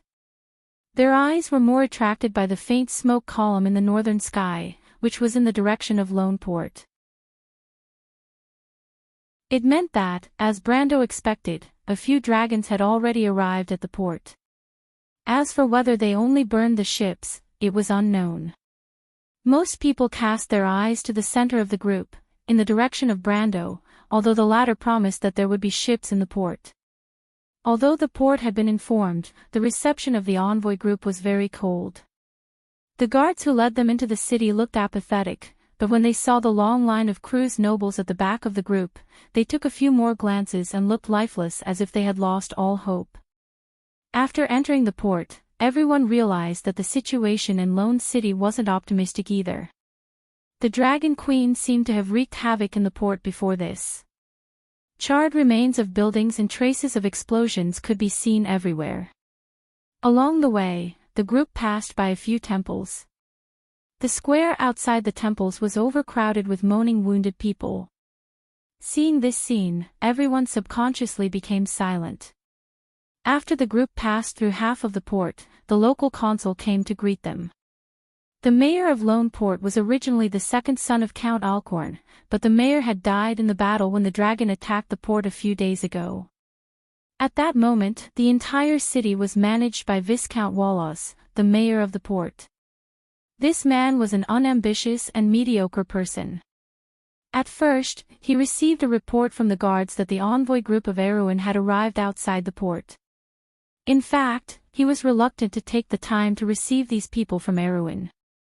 This was because Brando didn't point out that there were crew's nobles in the envoy group, especially Count Alcorn and others. But when the second identity was confirmed, Brando added this small detail. Sure enough, Count Alcorn's subordinate hurriedly rushed over after inquiring. Along the way, he was cursing these despicable people of Erewhon for giving him trouble. Why didn't Lord Alcorn say earlier that the envoy group was in the envoy group? Little did he know that the one who set him up was his fellow crew's compatriot. Regarding the news of his son's death, Alcorn appeared to be very calm. He had 6 sons, and in this era of war, it was very normal for his subordinates and children to die unexpectedly. Besides, he himself was a soldier. After listening to Walla's apology, he even comforted the latter with a few words, which made the latter feel flattered. The next step was to transfer the power of the mayor. Wallace was indeed not very capable. He made a simple transfer process extremely complicated and full of loopholes. Brando was secretly amused. The person who was the best at administrative work under him was naturally Amandina. When he compared the two of them, it was obvious who was better. He even insulted Amandina. It should be said that they didn't belong to the same world at all. And the embarrassed Count Alcorn's expression wasn't any better. If it weren't for the fact that the Viscount had worked hard even if he didn't have any merits, and that there was no other person in the port who had the relevant experience at the moment, the poor Viscount would have been thrown into prison immediately. Just his messy accounts alone would be enough. In the end, the Count finally couldn't stand it anymore. He stopped the man and asked straightforwardly, "Are there any ships in the port that can sail the ocean?" When Wallace heard this, his face fell. He replied with a bitter face, Count Alcorn, we were attacked by a group of draconic beasts a few days ago. I'm afraid we can't even get a sampan in the port now, let alone a ship that can sail the ocean." When Count Alcorn asked this question, he and Wallace were not the only ones present. When the others heard Viscount Wallace's answer, they immediately turned their heads to look at Brendel, who was in the middle of the crowd. Of course, Brando knew what they wanted to ask. He waved his hand to everyone and said, "Don't worry. If I say there are ships, there will naturally be ships. But before that, we still have to prepare two things." When the crowd heard him say that, the commotion that had just occurred immediately calmed down. Viscount Wallace saw this scene from the side and couldn't help but be shocked. He had always thought that this group of people should be led by Count Alcorn, but now he realized that the Real leader seemed to be this young man. He still didn't know the identity of Brando and Erwin. For a moment, he took a few more glances at the young man and wondered who this guy was. Could he be the illegitimate son of a Grand Duke? But if he knew that Brando was just the leader of this envoy group, he would probably be even more surprised. Seeing that everyone had quieted down, Brando continued to answer, "First of all, we need a berth. Mr. Wallace, are there any special berths in the port?" Wallace was slightly startled and blurted out, "My lord, the special berths are, of course I know what they are." Brando interrupted him unhappily and replied, "You just need to answer me if there are any. As for what was originally in the berth, I don't care. You just need to clear it out, even if it's Her Majesty's ship. As for any problems, you just have to be responsible to me." This harsh tone almost shocked Wallace. He couldn't help but look at Count Alcorn beside him. After finding an affirmative answer from the latter's expression, he replied to Brando with a respectful and fearful attitude, "Of course there are, my lord. From the special berths to the anchor posts of the sampan, you can have whatever you want because there's not a single ship in the port at the moment. Not to mention a ship, even a piece of plank floating on the water is difficult to find because it has been burned to ashes by those winged lizards. Not only that, they also set a fire in the forest outside the city." The Viscount replied helplessly, "They don't know that the wood used by the shipyards in Lone Harbor is actually transported from other places, that's enough." Brando waved his hand and interrupted his endless nonsense, "Go and get someone to clear the berths for us. I'll send someone with you. You'll be responsible for working for them and fulfilling all their requests, understand? All their requests." Wallace looked at Count Alcorn with trepidation until the latter nodded solemnly at him. "I understand, Monseigneur," he replied deferentially. Brando realized that although this person was not capable, he was at least obedient. It was no wonder that Alcorn's son would use him as his deputy. This feeling of obedience was really good. In comparison, according to the game's terminology, although Amandina's political ability attribute might be as high as 99 points, her demands for the Lord were a little too much. She was not allowed to do this and was not allowed to do that. Furthermore, she often questioned his decisions, which made him want to cry but have no tears. The second point, Brando said to the others, "The Dragon Queen may not let us act freely. Destruction is inevitable. We have to determine a safe route and confirm the movements of the Georgandy Ridge army outside the city. In short, we have to have a comprehensive understanding of the recent situation and the surrounding environment of Lone Harbor. It will take us 1 to 2 days to set off. I don't want to see the cavemen suddenly attacking the city during this period of time. Count Alcorn, you're the local lord, so I'll leave this matter to you." Count Alcorn glanced at him and nodded slightly. "Mr. Wallace." After Alcorn responded, Brando called out to the local tyrant, "Please do us another favor." "My lord, please tell me." "I'll definitely fulfill your request." Wallace understood the young man's extraordinary status at this moment and quickly bowed his head. Brando was very satisfied with this guy's reaction. He smiled and said, "It's not a big deal. I hope you can find a priest from the city. There are wounded in our team." Wallace suddenly realized what was going on. He had guessed that the Aween Kingdom's army would be able to break out of the encirclement right under the nose of the Jorgandi Ridge's army. It was a tragic battle. In fact, when he first heard that the Aween Kingdom's envoy had arrived at the port, he was shocked. He thought that if the Jorgandi Ridge could force the Empire to retreat, the Aween people in the Vargas region would definitely not be spared. However, he did not expect that not only did the Aween people survive, but they also rescued Count Alcon and his men. This count really lives up to his reputation. But no matter how well he lived up to his reputation, as long as there was a battle, it was normal to have wounded people. However, the Viscount never dreamed that Brando's so-called member at this moment was actually only one person, and that was the daughter of the Empire's Prime Minister. Since that night, the latter's condition had fluctuated between good and bad. At the worst, she almost lost her life. But Brando never dreamed that this crazy woman would be rescued by Mistress Mithril at the last moment. After that, the Silver Dragon Mistress told him that she thought this little human woman was Brando's friend. She helped Brando because she wanted to thank him for saving her. Brando could only smile bitterly when he heard that. He could only blame this lady for not being fated to die. To be honest, as far as he was concerned, he felt that Delphine would feel better if she was dead than alive. Because even the dragon race wasn't omnipotent, after all. The Silver Dragon Mistress could at most keep her alive, and this process was incomparably painful. These few days, perhaps it was worse than hell for this young lady, if she could feel it. And since Delphine wasn't dead, Brando naturally wouldn't suggest to stab her to death to end her pain. Besides, since he had arrived at the port, the most important thing was to find a qualified healer for the Prime Minister's daughter.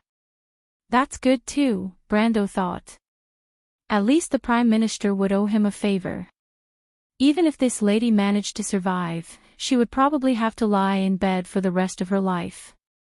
She wouldn't be able to cause trouble for him anymore. Valles ordered Brando's requests one by one. Then, he suddenly remembered something and hurriedly found Brando, who was discussing the route with Count Alcon, Chiara, and the others. He asked, "My lords, if you want to know about the subterranean dwellers outside the city, I think we can go up the city wall and take a look now."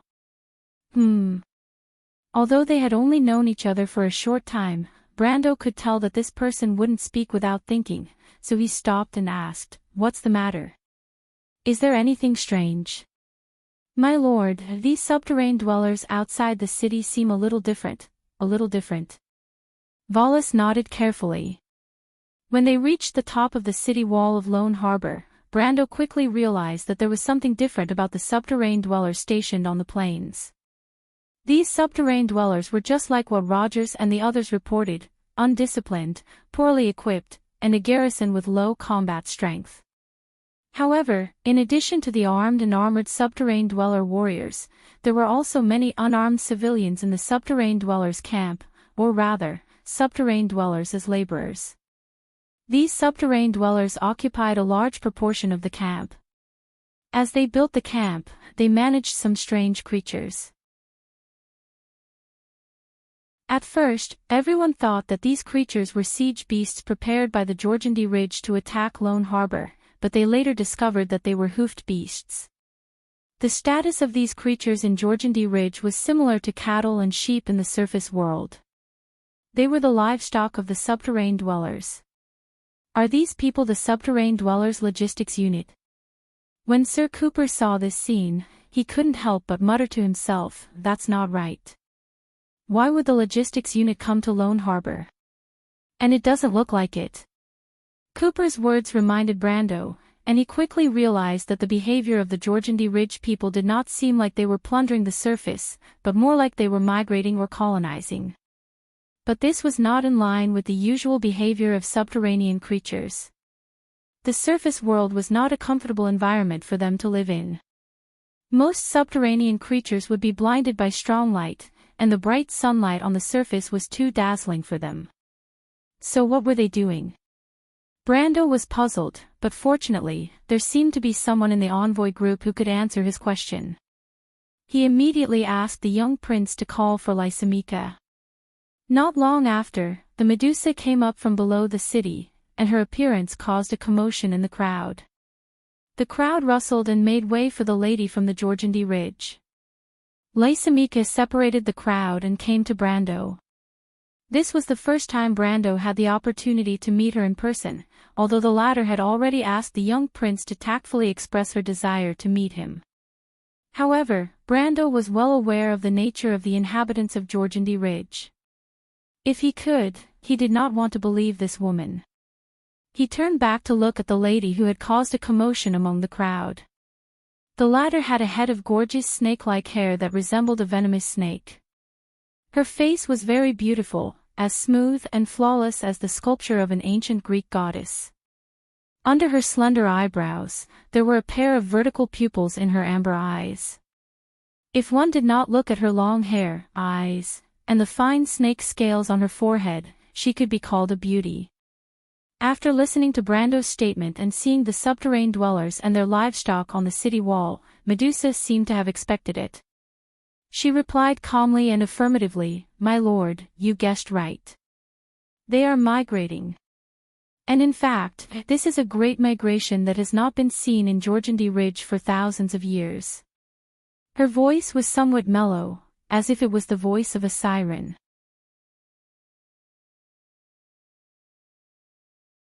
Chapter 968. Here comes harmony. Great migration. There was a hint of suspicion in Brendel's dark brown eyes. He seemed to have established a little impression of this term in his mind. After thinking about it a few times, he finally remembered that after the Second Era, there was a tragic war between the Dark Elves and the demons. The underground dwarves called it the War of the Grey Wilderness. This war for survival and destruction eventually spread to the upper regions of Georgindy Ridge, causing the entire underground world's inhabitants to migrate upwards. Georgindy Ridge was not a player's kingdom. Regarding this war that was far away from the mortal world, the surface world had very little information about it. Even until a long time after the war had begun, the players had only heard a few words about it. Brando had a flash of doubt in his mind. Could it be that this was the beginning of the war, but it had already begun in this era? Then he shook his head imperceptibly. Although the historical migration did not show signs in the surface world until 40 years after the Second Era, there was no large-scale invasion of Georgindy Ridge before that. Although he was not a Kurlutzian, if such a big thing happened in Kurlutz, as a player, there was no reason for him not to hear any news. All of a sudden, a strong premonition rose in his heart. Perhaps, just like the advance of the Holy War, the war between the Dark Elves and the demons had been brought forward for some unknown reason. No, the correct way to put it might be that it was precisely because of the advance of the Holy War that the Holy War broke out earlier. The fuse of this Holy War was ultimately the large-scale invasion of the Golden Mane Lion Mane Beastmen of Toquinin. They were originally under the guise of taking back the Halran Gaia, but since Brando met the Dragon Queen, he knew that this was all a show directed and staged by the Queen of Crews. Brando was slightly stunned. Before this, he had a guess about the Queen's plan. Her Majesty had the same plan in history, but it failed. Therefore, the two worlds showed different histories. After all, the outcome of the Battle of Ampier's Seal was ultimately changed by him. Then, the appearance of the Azure Lance, the disappearance of the eldest son of the Crews Empire, and the changes caused by the flapping of his wings, more or less affected the internal structure of the Empire. It sounded like a fantasy, but it was not impossible. Brando knew what kind of person the Silver Queen was. It was entirely possible for her to seize the opportunity to turn the tables. However, at this moment, his guess about the War of the Grey Wilderness in his heart was overturned. Since transmigrating to this world, Brando could be sure that he had no contact with the Dark Elves or the demons. If he had to be connected, it was only the only contact he had with the demons during the Battle of Ampier's Seal. However, the Battle of Ampier's Seal happened only half a year ago. The war between the Dark Elves and the demons affected the Tip of Ashes, and led to the migration of the inhabitants of the underworld of Jorgendy Ridge. It could not have only been half a year. He also remembered another thing. When the demons invaded Ampere Seal, they had enslaved many of Jorgendy Ridge's troops, harpy demons, cave dwellers, and even this beautiful Medusa had escaped from the hands of the demons. In other words, this was enough to prove that when the war in Ampere Seal broke out, the Grave Field War in the underground world had already been going on for quite some time. Going further, he did not even have a stable foundation, let alone influence the world structure of Woned. In this way, it could only mean one thing: the world in front of him was not the same as the world of the Amber Sword. In history, Her Majesty the Empress did not have such a plan. The history and future of the two worlds were originally walking on two parallel paths that were similar but not intertwined with each other. What Senior Sister said might be true. Brando could not help but take a light breath. This fact was a little difficult for him to accept. After all, he relied on his foresight of the future to get to this point. He raised his head and looked at the plains. His light brown eyes looked past the cavemen's tents, the migrating pack animals, and the Jorgendy Ridge flag that fluttered in the wind like pieces of cloth. His eyes were filled with an indescribable color.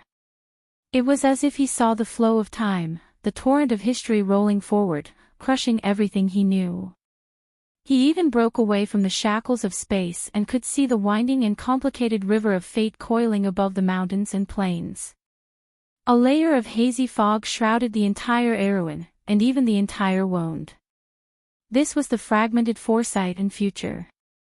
But gently shaking his head, Brando could not help but be surprised to find that he did not seem to be too afraid of this result. It felt as if, after going through numerous challenges and tempering the weak and illusory reliance on the future, in his heart, which could turn into bubbles at any time, was truly destroyed, his heart became firmer instead.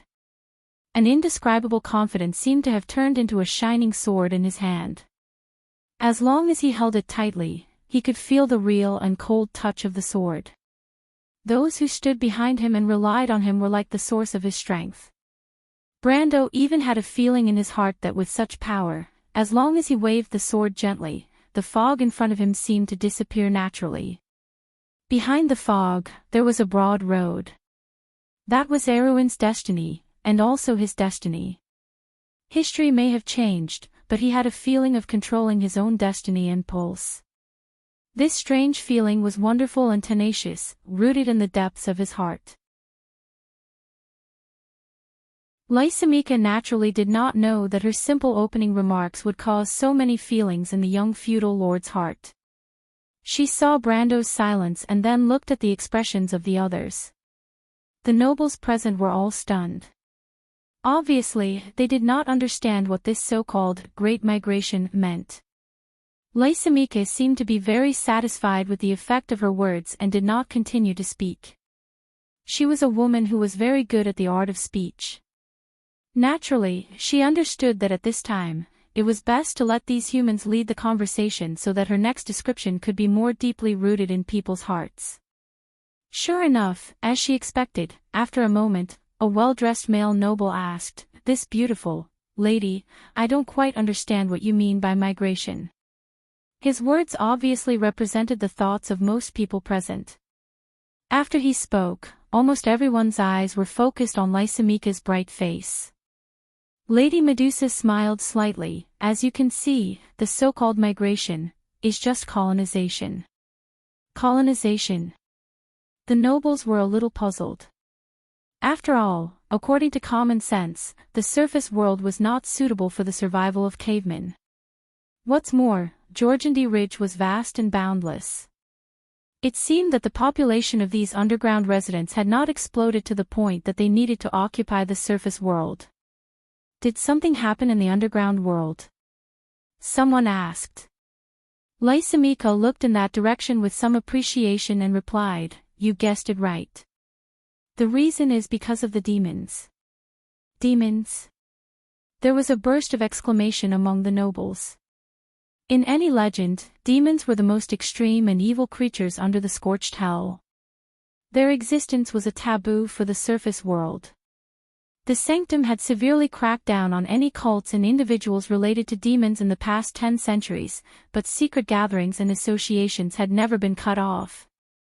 Blood sacrifices, living sacrifices, and cruel and bloody rituals. However, most of the people present were knowledgeable. They would not be like the foolish people who would panic all day long after hearing a word or two.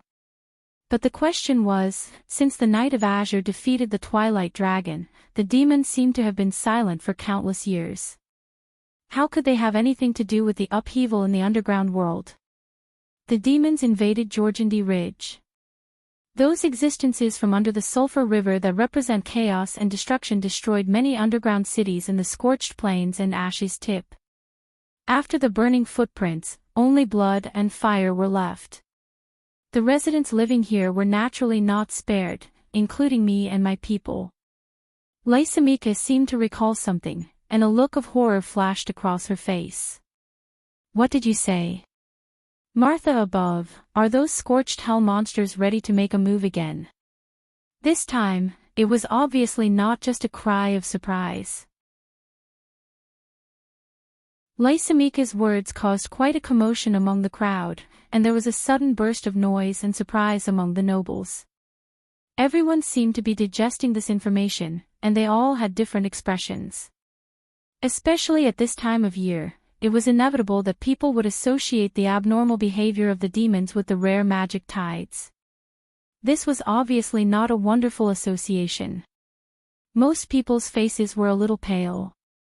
Some people could not help but remember the Battle of Ampere Seal half a year ago. The power struggle between Erewhon and the Holy Cathedral of Fire had diluted the shadow of the demons behind the war. But now, they recalled it again. Could it be that the prophecies of those damned doomsday believers are true? The rare magic tides are changing the future, and the era of mortals is coming to an end. Will the Twilight Dragon really be resurrected from the chaos, and those demons of the scorched hell are just its vanguard? Whispers sounded in the crowd, and those who were a little timid couldn't help but shiver. After all, if this was the case, then it was the last chapter of the Dark Prophecy, the precursor to the end of the world, the Twilight Battle. The discussion of the nobles finally brought Brando back from his contemplation. He frowned slightly when he heard the word demon. As for the doomsday believers mentioned by the nobles, they were the guys who wandered the streets and alleys, hiding their heads and tails. Due to the ban and search of the Holy Cathedral, these people did not dare to preach in public, and only dared to pass on the so-called doctrines in private. A considerable number of them were cultists themselves, and most of the rest had ulterior motives. It was really debatable how credible the prophecies of these people were. However, this worry was not groundless. Although many legends said that the Azure Knight killed the Twilight Dragon, as a player, Brando knew that as the final boss of the Amber Sword, the Twilight Dragon would eventually meet the players. Moreover, in the real Pale poem, the Azure Knight only sealed the Twilight Dragon and brought about the beginning of the era of mortals. The recovery of chaos was inevitable. After the great magic tide formed in the game, the War Slate and the Calamity of Wolves appeared one after another, followed by the war between the Eternal Knight and the Wizards. Until he crossed over, there were actually signs of the Twilight Battle coming again, but all of this was still too early for the current wound. When Brando thought of this, his heart suddenly skipped a beat. Is it really too early? His gaze subconsciously crossed the battlements and once again fell on the plains. The caveman gathered there seemed to be some kind of sign, or a subtle voice in his heart, reminding him of something. What exactly happened in the Sulphur River under the scorching hell? Why did the war between the Dark Elves and the demons break out so early? He subconsciously turned his head and his gaze met Maynard's behind him. Brendel was surprised to find that the female knight was also looking at him. The latter's dark eyes were faintly tinged with purple, and clearly carried the same worried look. What an eventful time. He sighed deeply. The great magic tide formed in advance, and the Azure lands just happened to suddenly appear at this time. The strong intervention of the Empire and the abnormal enthusiasm of the Bugis for the mortal world. Yes, there was also the return of the Silver Elves. Everything here was related to various periods in history, but it was also specious. It was like the sudden acceleration of the plot of a game, but it was mixed together. Although he still did not understand what happened behind the scenes, and what was driving all of this, he also faintly felt the change of times, the passing of the old era, the beginning of a new era, the majestic and vast history of the past and the future. But I'd rather be born in a calm and peaceful era. He could not help but feel a little distressed. These had nothing to do with him, but for Erwin to survive in such a big environment, it was not an easy thing. What did you say? Maynell did not hear Brando's unspoken criticism clearly, but she could guess some of it. She could not help but frown and ask. Nothing. After a period of time together, Brando had gradually figured out the temper of this senior from another world. He knew that if she heard his mischievous declaration clearly, she would most likely frown again. He quickly changed his words. It's just a feeling in my heart. A feeling in your heart. Brando nodded slightly. He was not lying. The turmoil and war brought about by the ancient slate, the ensuing calamity of wolves, and even the great demonic tide itself, but they might not be the reason for everything. Before he transmigrated, the Amber Sword was at the end of a mature chapter. The next chapter had already begun to reveal. Madara's second eastward invasion and the Battle of the Algash Mountains were just a prelude. In the prologue, there was a vague mention of the Wanderers in the Great Plains of the East. In that environment, the entire continent was also stirring, and it was very similar to the present. This was definitely not just a holy war. Brando could not help but think of the war slate. The slate had already descended into the world, and then what? Would it be 7 days and 7 nights, and the wolves would walk in the wilderness, looking west from Lone Harbor's Main Street, King Street, the snow-white streets and rows upon rows of roofs descended. At the end of one's vision, they converged on a blue mirror. In the harbor area, rows of ivory-like towers pierced straight into the clouds, dividing the sea and sky in front of one's eyes. This was the first-class port special berth area. Although in terms of the size of the port, the largest port in the south of the Sublime Sea, Lone Port, the Pearl of the New Sea, might not be as big as Ampere Seal. After all, the latter was a hub that connected the two major open seas. Ships from dozens of countries would choose to dock here in different seasons. But as the commercial hub of a small kingdom, Ampere Seal did not have the unique style of a military port of the Empire. A century ago, magical technology was introduced to the continent from the Hazel people. The magical power hub was invented, and the floating battleship was born. The special dock was also created, and this was the special berth.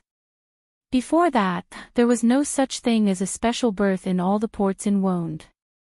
In every port on the continent, even the dock used to dock His Majesty the Emperor's flagship could only be called the best berth or a special berth for the royal family.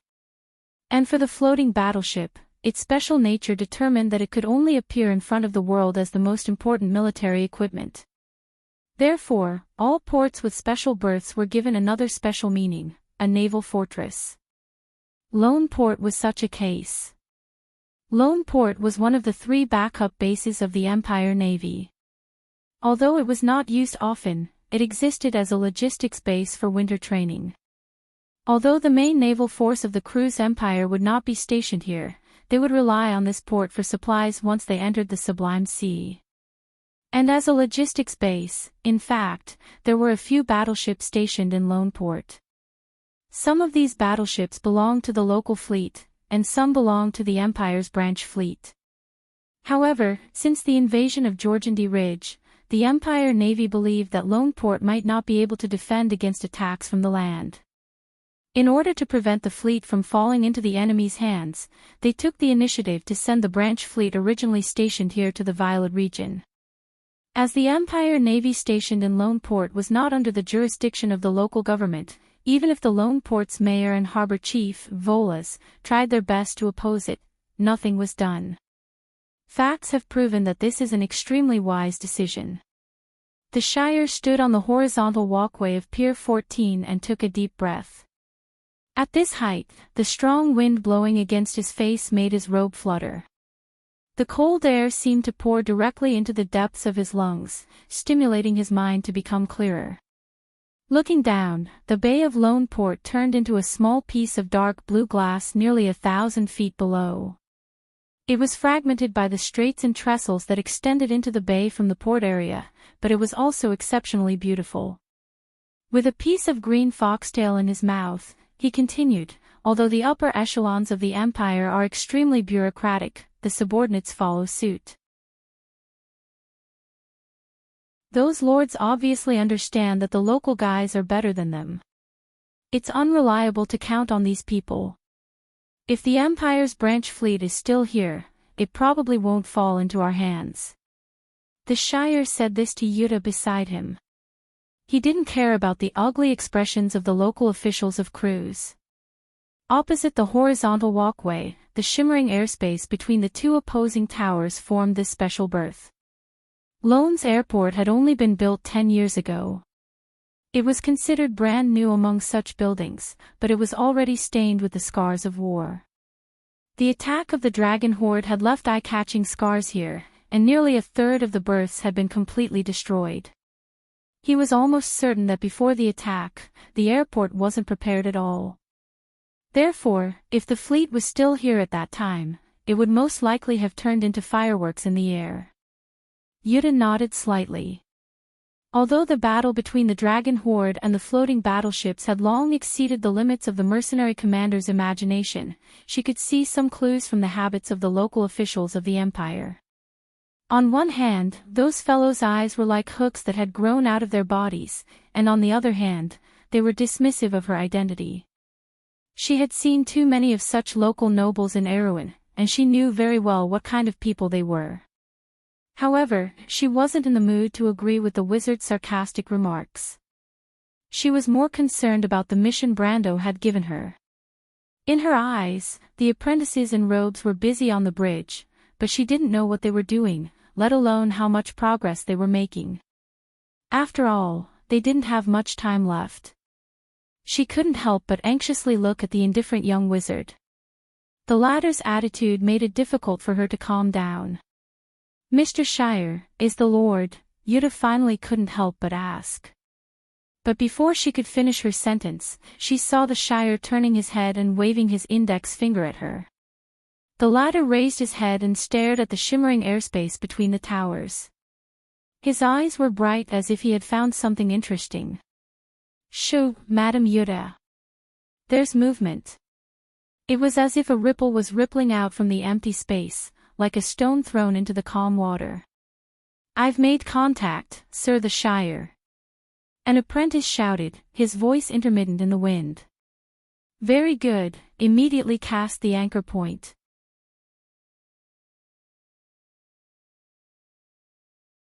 Chapter 969. Don't you think I've become more powerful? Valhalla was no longer what it used to be. This jade-like city of trees grew day after day under the careful care of the Light Spirit. Its branches grew luxuriantly, and the silhouette of this giant tree could be seen in many places in Menta, Abes, and even the entire eastern region of Tonajol. However, in the eyes of the locals, there was a difference compared to 4 months ago. Ever since the mysterious wizards from above had entered the city, the changes on the giant tree had become more and more intense. Under the doubtful and even fearful gazes of the people, horizontal branches grew from the jade-like crown of the giant tree. These branches curled downwards and formed the shape of a door. The wizards in silver robes then covered the branches with dense runes. At night, the colorful light of these magical runes could be seen from a dozen miles away. Before the people could figure out what was going on, an even more shocking scene descended upon this land. Spaceships. The actual ships floating in the air were the floating ships that the locals had only heard of in legends. They were filled with people and resources, and they came from the north. At first, there were only a few of them, and then there was a dense fleet. Some of these spaceships came and went, while others docked beside the giant tree. In just half a month, Valhalla had the beginnings of a spaceport. It was only now that everyone realized what the mysterious wizards were doing.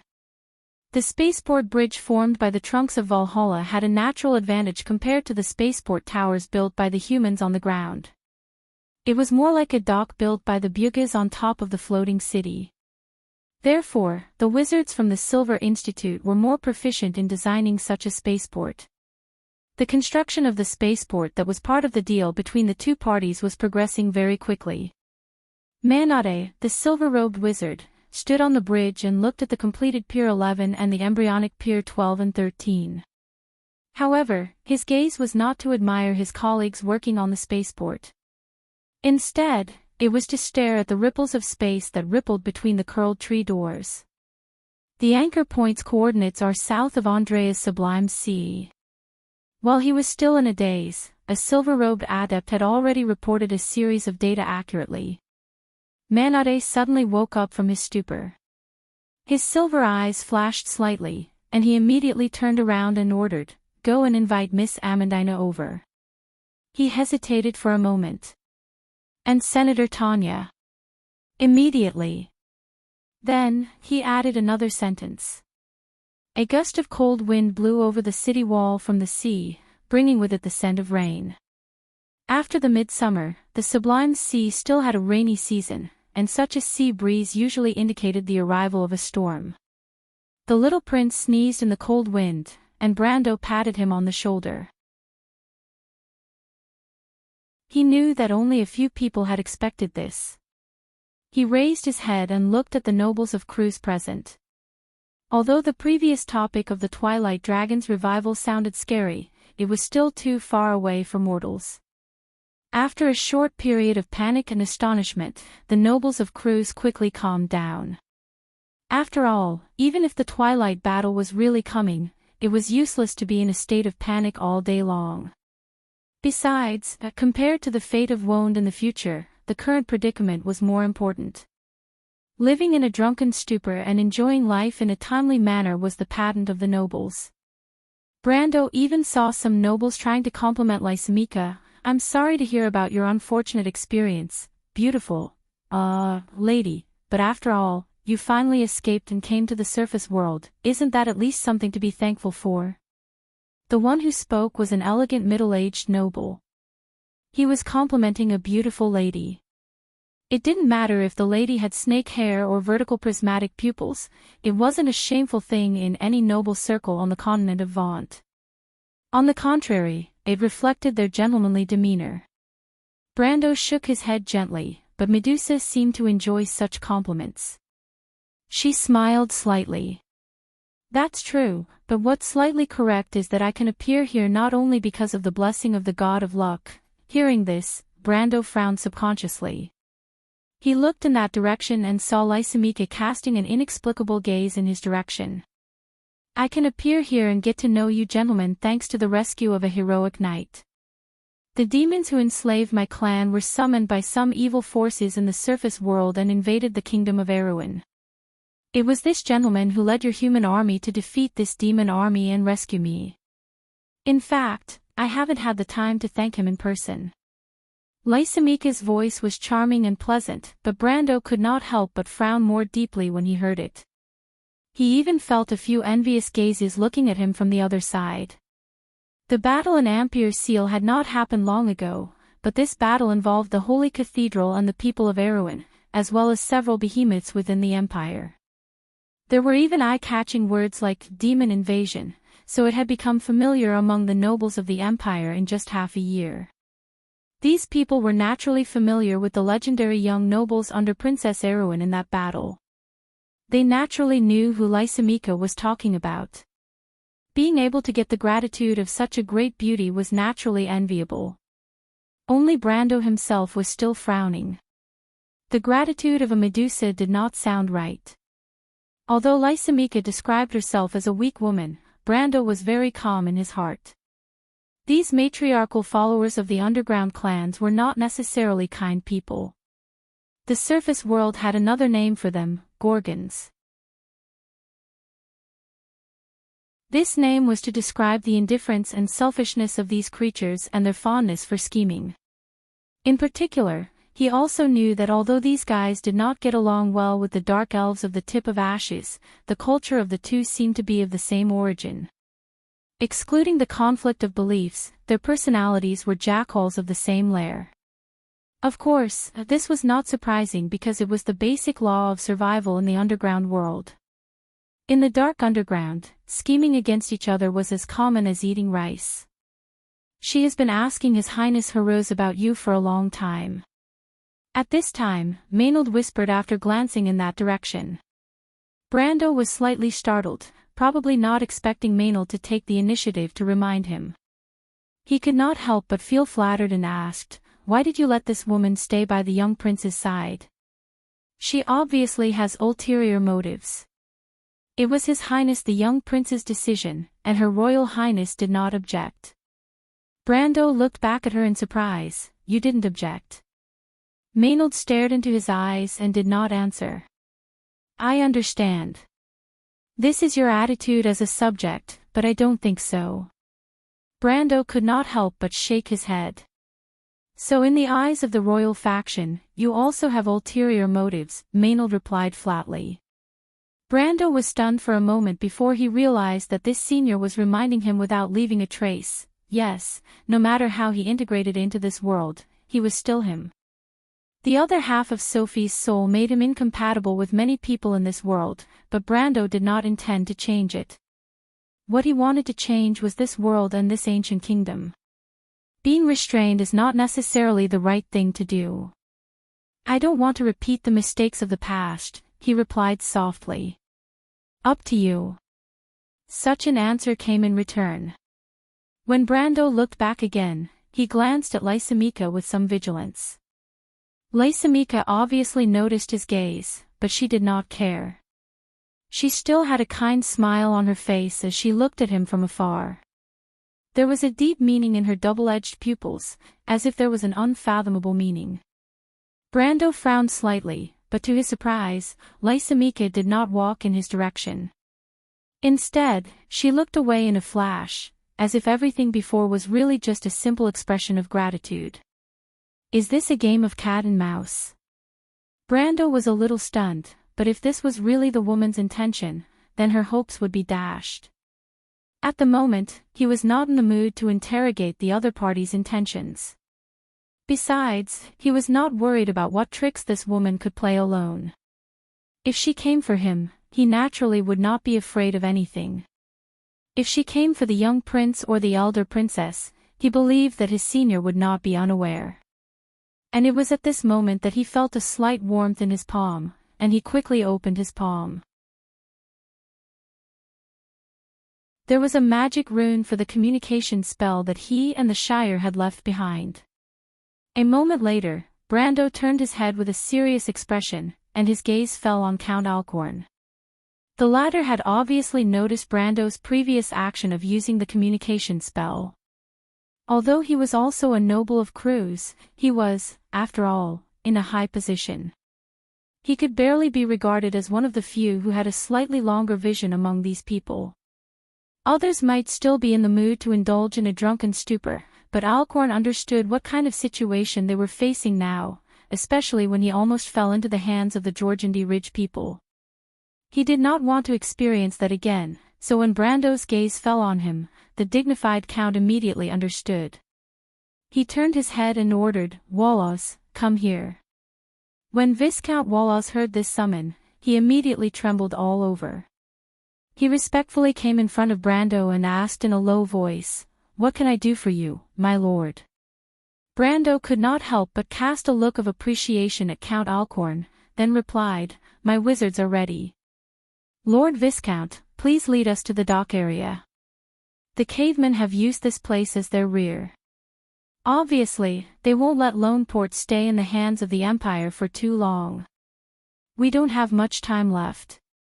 Wallace was slightly startled, as if he was stunned for a moment before he realized what the young count in front of him said.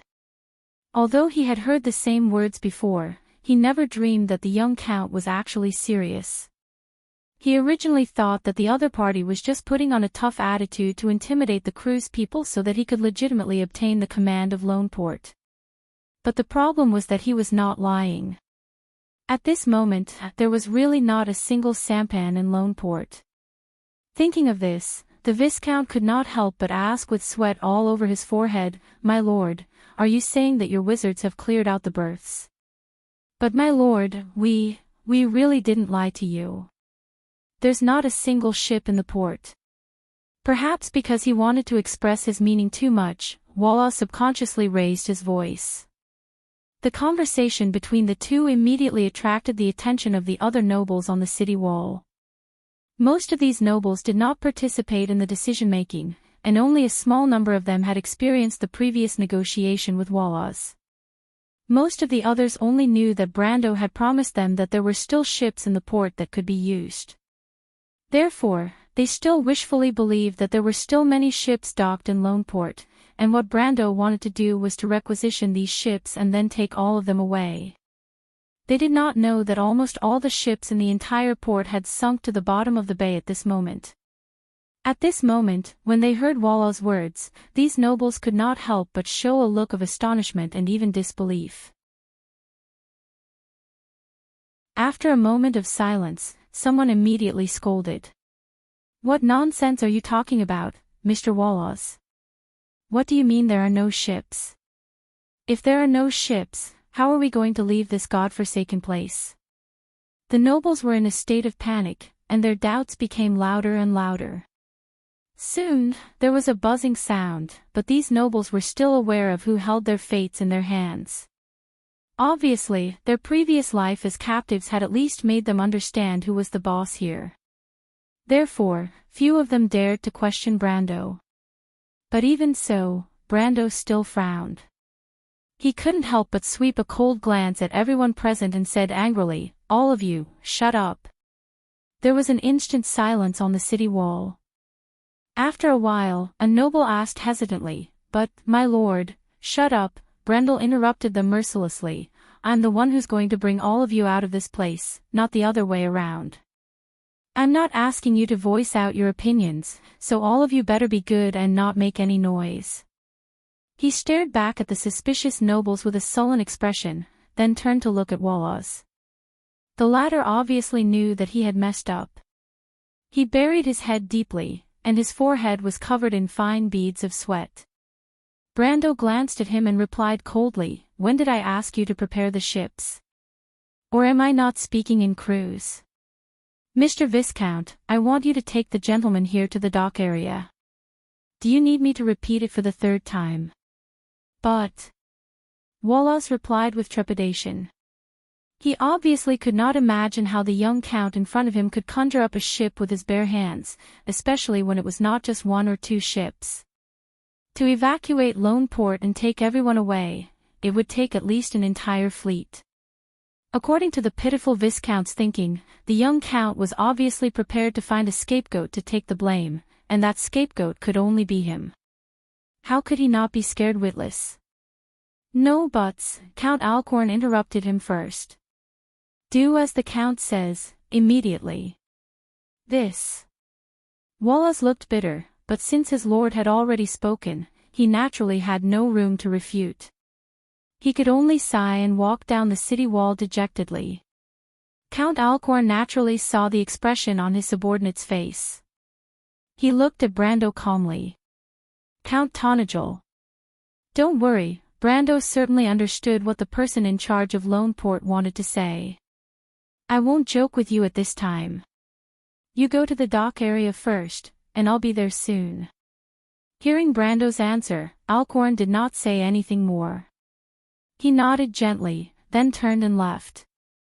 The other nobles on the city wall obviously noticed the conversation between the two, but since the leader, Count Alcorn, had already expressed his stance, the rest naturally did not dare to object easily. Everyone left the city wall one by one, leaving only Maynard by Brando's side. Did something happen? The female knight stared at Brando and asked.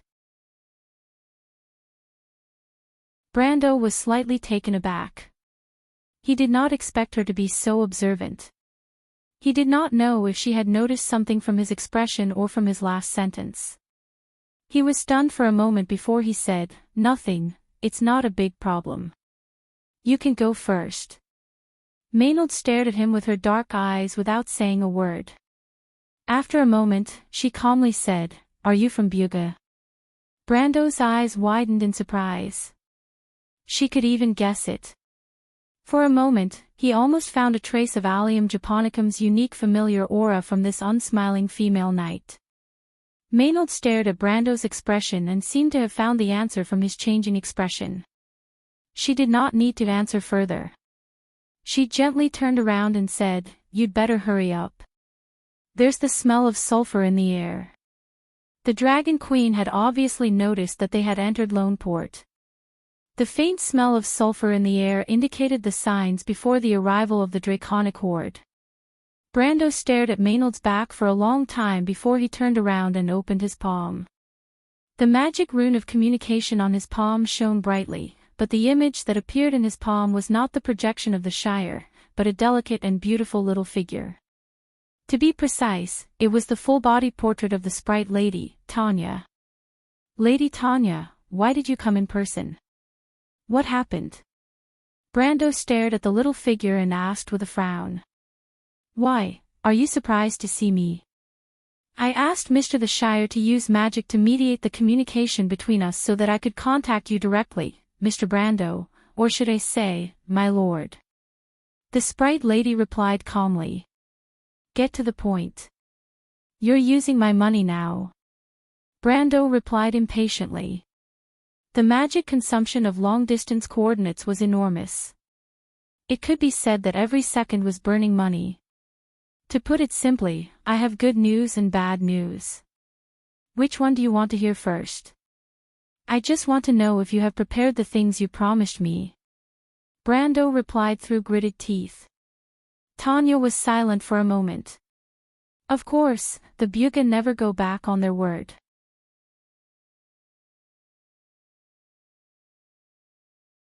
Chapter 970. I feel like I'm stuck, but I should try my best to write a chapter.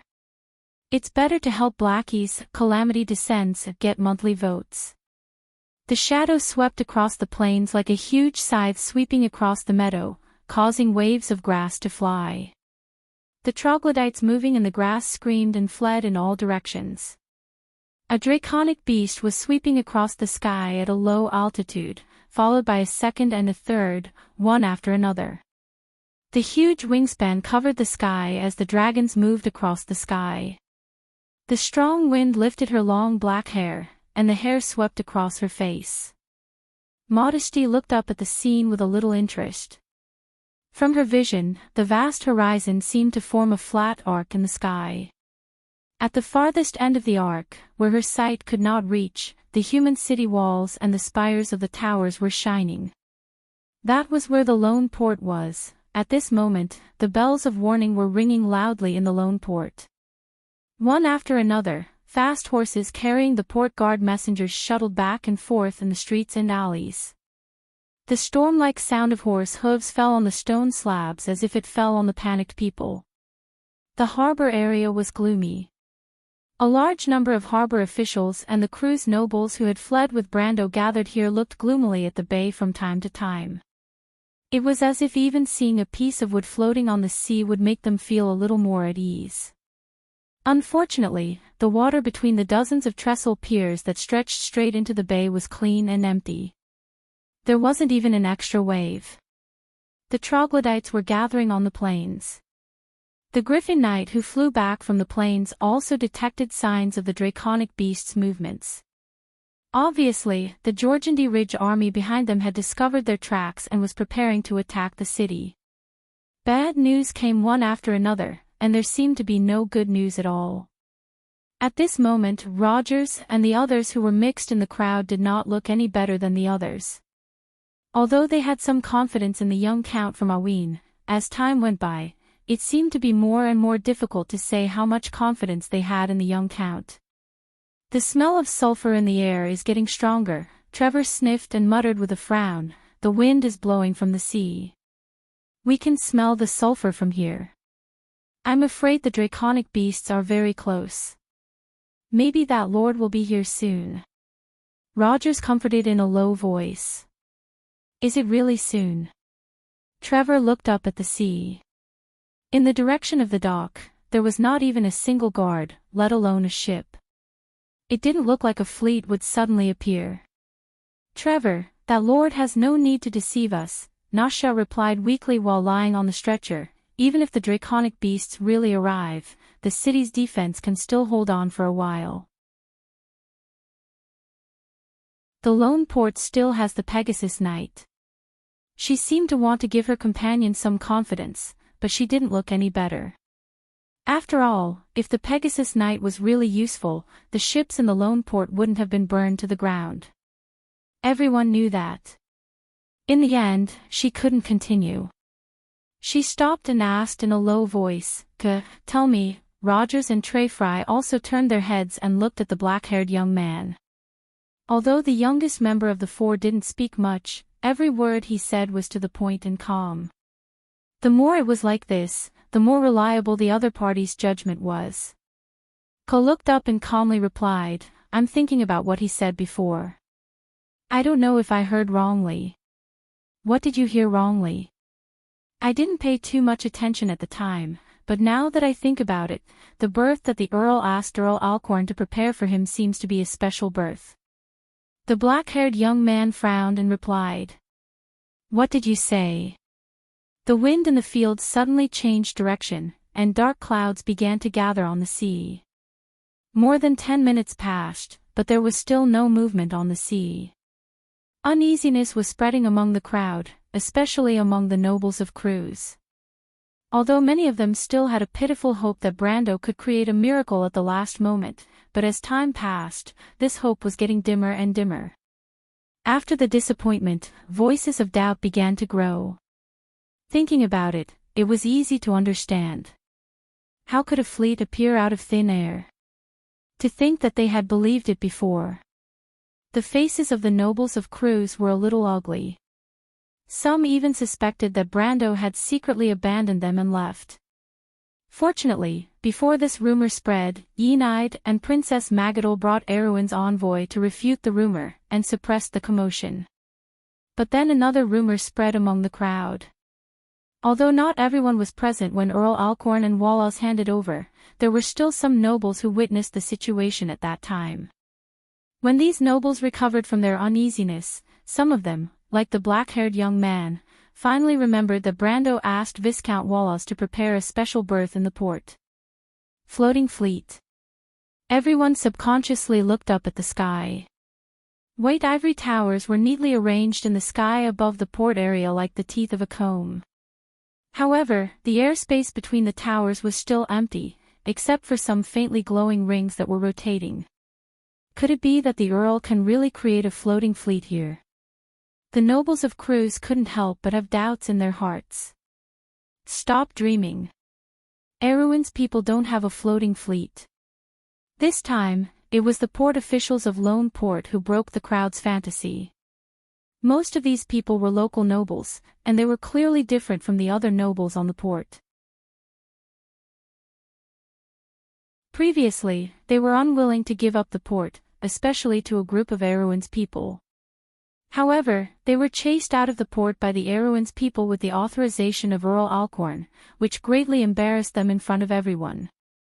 Therefore, although they knew that the Erwin's people were here to maintain the special berth in the port, they deliberately looked on coldly.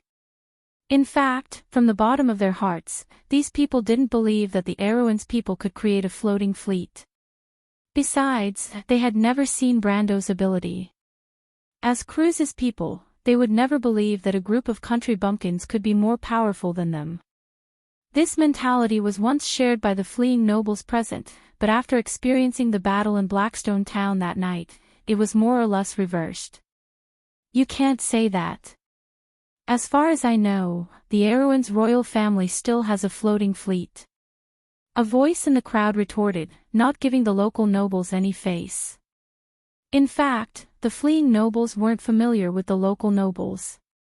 In terms of status, they were even more noble. After all, most of these port officials were just the vassals of Earl Alcorn. As for the other nobles present, there were still a few whose status was not inferior to Earl Alcorn's. Hearing this rebuttal, the port official who spoke earlier suddenly looked a little embarrassed. In fact, he knew that the Erewhon's royal family had their own fleet. However, in the eyes of the Cruse Empire's proud navy, Erewhon's navy, which was built with the help of the Wind Elves and was even weaker than the local fleets, was not a real fleet at all. It was just a child's toy. As port officials of the Empire, they were more or less influenced by this thought and directly ignored this insignificant fleet. That's called a fleet. A bunch of ignorant landlubbers. He cursed in his heart, but he still understood that the other party's status was higher than his, so he didn't dare to say this out loud. He only sneered and said, "Since everyone knows that it's the Erewhon's royal family's fleet, then it's hard to say whether the Earl can mobilize it. If I remember correctly, the Earl is neither a member of the royal family nor an important official with an extraordinary status. He's just an envoy." Taking a step back, even if he can mobilize this fleet, it's different from what most people think. In fact, the floating battleships themselves don't have the ability to teleport. The teleportation of the fleet relies on the wizards in the fleet and a large portal that is set up in advance. In this aspect, the Empire relies on the Holy Cathedral, but I don't think the Erewhon's people have the ability to do so. Although the status of these local officials wasn't as high as most of the fleeing nobles present, they were still familiar with what they had heard and seen. Their understanding of port affairs and even maritime affairs far exceeded that of the others present. When this port official said this, the others present couldn't find a reason to refute him. Indeed, although the Erewhon's people had a fleet, it was the only fleet in that small kingdom. Ignoring whether Brando had the right to mobilize it at will, even if he did, the distance between Erewhon and Lone was far more than thousands of kilometers. Did the Erewhon's people have the ability to teleport a fleet to such a distant place? At least in the hearts of most people in Cruse, the Erewhon's people definitely didn't have the ability. Although they had to admit that the young Earl Erewhon in front of them was more outstanding than them, that was only an individual. It wasn't surprising that one or two geniuses could be born in a kingdom. Moreover, there was the example of sword sage Darius, so it wasn't something unacceptable for the nobles of the Empire. But fleets were different. The comparison of the naval strength between the two countries showed the difference in comprehensive strength between the two countries. Obviously, it wasn't something that one or two geniuses could change. And the difference between the Erewhon Kingdom and the Empire was obvious and couldn't be measured with words.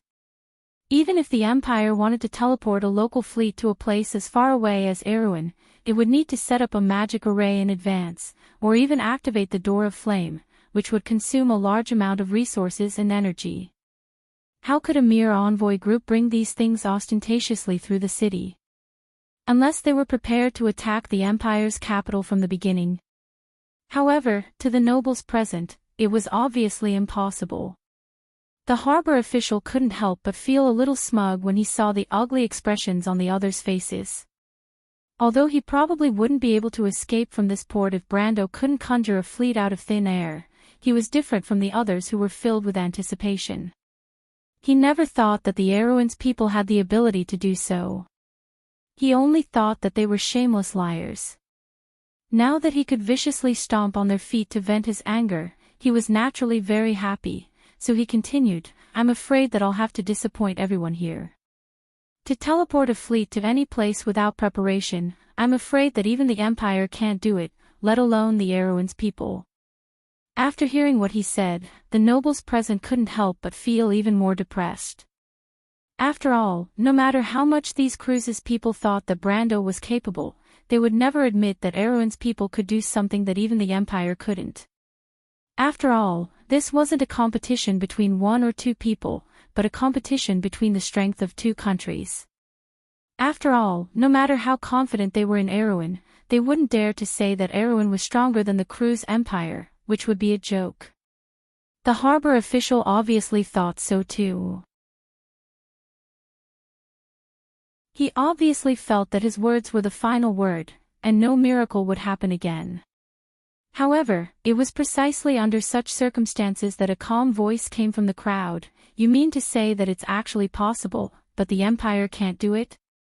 Hearing this question, the harbor official couldn't help but feel his eyelids twitch. He immediately looked in that direction angrily, wanting to see who was so ignorant. What the Empire couldn't do, how could Erewhon's people do it? This was simply a fantasy. However, when he looked up, he first saw Kuei's knight uniform, and then his gaze landed on the simple badge on the black-haired young man's chest. Royal Knight. He almost thought that he had seen wrongly, and couldn't help but rub his eyes. Only then did his expression change when he realized that the person who asked him the question was a genuine royal knight. Although he was arrogant, he wasn't stupid. He knew that these royal knights who roamed around here were most likely internal knights. After his expression changed, he didn't dare to be rash and replied, "That's only a theoretical possibility. Unless there are countless wizards providing energy for this fleet to cast teleportation spells. The number of wizards needed to do this is probably far from enough even if all the wizards in Erewhon were gathered together." The meaning of his words was actually a death sentence for Brendel. Everyone's heart that had just been raised could not help but sink deeply at this moment. Everyone subconsciously raised their heads and looked at the gloomy and unchanging sky. There was still not the slightest movement between the towers. Whether the Count was a liar or a miracle, it seemed like it would be revealed in an instant. "Do you see that?" Vollus nodded as he stared at the horizon with a gloomy expression. Standing on the top of the airport tower, he could already see a group of dragons floating in the sky from the direction of the plains. "The Pegasus Knight Regiment is ready to take off, but I'm afraid it's useless. Unless the Griffin Knight Regiment of the Border Garrison Legion is here, I'm afraid they won't be able to buy much time." Vollus replied stiffly to Marjorie. Not long ago, Brando had sent this young officer to negotiate with him. After Vollus finished speaking, he couldn't help but look at the bridge again. As the person in charge of the port, he was different from the short-sighted officials below. After all, he could see what the wizards from Erewhon were doing. These wizards and apprentices were really maintaining the port and not pretending. For a moment, even he almost believed that the Count could conjure a fleet out of thin air. Otherwise, there was no way to explain why the Count was doing all this useless work. But the problem was, just like the port officials below, he could not figure out how Brendel managed to send Owen's royal fleet to this place no matter how hard he racked his brains. "Mr. Marjorie," Vollus couldn't help but ask with some difficulty, "do you really think that your captain can mobilize Erewhon's royal fleet to this place? I mean, we don't have much time left." When Marjorie heard this sentence, he withdrew his gaze from the horizon and looked at the old man strangely. He replied, "When did I tell you that Erewhon's royal fleet would come here? I'm the petty officer of the royal fleet. I can tell you clearly that the Count is not qualified to mobilize the royal fleet." "Ha!" Vollus was almost stunned. He looked at the latter dumbfounded and asked with a trembling voice, "Then what are you doing here?" Marjorie shook his head calmly, "I don't know, but the Count has his own ideas. As a soldier, I only need to obey orders." Vollus almost blacked out when he heard this. The only hope they had was that Brando could mobilize Erewhon's royal fleet here. Even so, in his opinion, it was already a miracle. But now, this young petty officer was telling him calmly that their Count might really conjure a fleet out of thin air for them. The problem was, with Martha above, was such a thing possible? Viscount Vollus felt that even if the sun rose from the west, such a thing might not happen. He looked at Marjorie, dumbfounded. After a moment of dizziness, he seemed to remember something. He quickly turned around and ran towards Brando, shouting in exasperation, "Mr. Brando, you have to give me an explanation." But before he could run 2 steps, he was stopped by a figure. It was the Shire who stopped him. The latter smiled slightly and said, "Lord Viscount, there's no need to rush.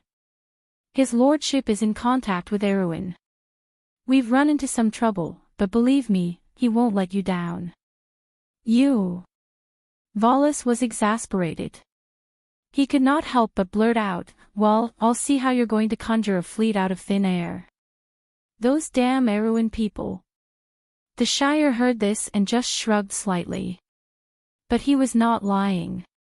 Brando was indeed in some trouble at the moment. The trouble came from the Buga. Miss Tanya, I don't quite understand what you mean. Brando stared at the figure in his palm with a gloomy face and replied in an annoyed tone, what are you trying to say? What I mean is very simple, little guy. You know, those guys in the upper echelons of the Silver Society don't like to play by the rules. I just want to remind you not to be too surprised, Tanya replied indifferently as if she was just drinking water. I don't care what you're going to do, as long as we complete the deal as agreed. Is that so? After saying this, Tanya could not help but subconsciously turn her head and look out the window with a strange expression. There, outside the airport bridge of Valhalla, and even all the subjects of ABs could see the silver light flashing in the eastern sky. One after another, floating ships flashed out of the light and stopped in midair. In just an instant, half of the sky was occupied. What followed was even more densely packed dots of light flickering. After every dot of light disappeared, a magus in silver robes was left behind. In just a few minutes, the sky above Valhalla was filled with countless magi like this.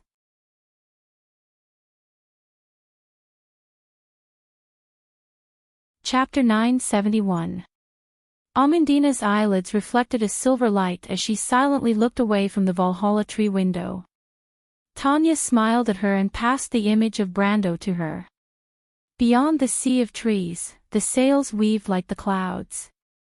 My lord, you need to provide more anchor points. When Amandina's soft voice came from the image in the communication spell, Brando was slightly startled and looked up at the Shire who had walked up to him. What are the Bugas trying to do? I don't know, my lord, but I'm afraid this is not a last-minute idea. I was wondering why these old fogies were so easy to talk to this time. I thought my negotiation skill level had increased again. Brando subconsciously smacked his lips. Negotiation skill level. You can understand it as the level of the art of negotiation. Wizards never do business that is unprofitable. This is a proverb that the bards of the Silver Bay coastal area keep saying. Besides, my lord, your negotiation skill. The Shire shrugged and smiled. Yes, it's all because of some people around me who call themselves wizards. They gave me the illusion that they have become stupid in this era. It turns out that this is just an example. Brando replied calmly. Can you do it? It will take some time, but we need to know how many anchor points the Bugas need. The young wizard licked his dry lips. Are they planning to send a main fleet over? A main fleet? Not to that extent. Brando shook his head gently. Under the port. As the fleeing nobles were speechless, the situation gradually fell under the control of the port officials of Lone Port. A fat man with a big belly kept on mocking the loopholes in the whole plan. Unfortunately, no one on the other side was familiar with port affairs and could not refute him. The people that Magadal had managed to calm down with her status as the nun princess began to feel uneasy and restless again. Duke Viro's daughter was so angry that she wanted to go up to them several times but was held back by Enide. Eugenie, we can't cause trouble for Her Highness, especially at times like this, we can't easily take a stand. The mild-tempered girl said almost trembling. I know, but I must kill that damned guy.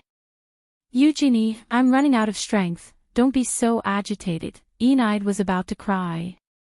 On the other side, Chiara was unusually calm, as if she was watching a good show. She looked at the young prince beside her with some disdain, who was also trembling with fear, and said in an old-fashioned manner, Hey, snot-nosed brat, stay away from me. Don't worry, I have no interest in arguing with these guys, you really can't talk about summer insects. Sister Chiara, you, look at the sky. Peruse replied with a trembling voice. Look at the sky. Almost at the same time, there was a scream from the crowd. Everyone was slightly taken aback as they subconsciously looked up. In the sky, a magnificent scene was unfolding. Between the ivory-white towers that towered into the clouds, the area that was originally shimmering with a faint light had expanded by thousands of times. It was like a huge network that enveloped the entire sky above Lone Harbor.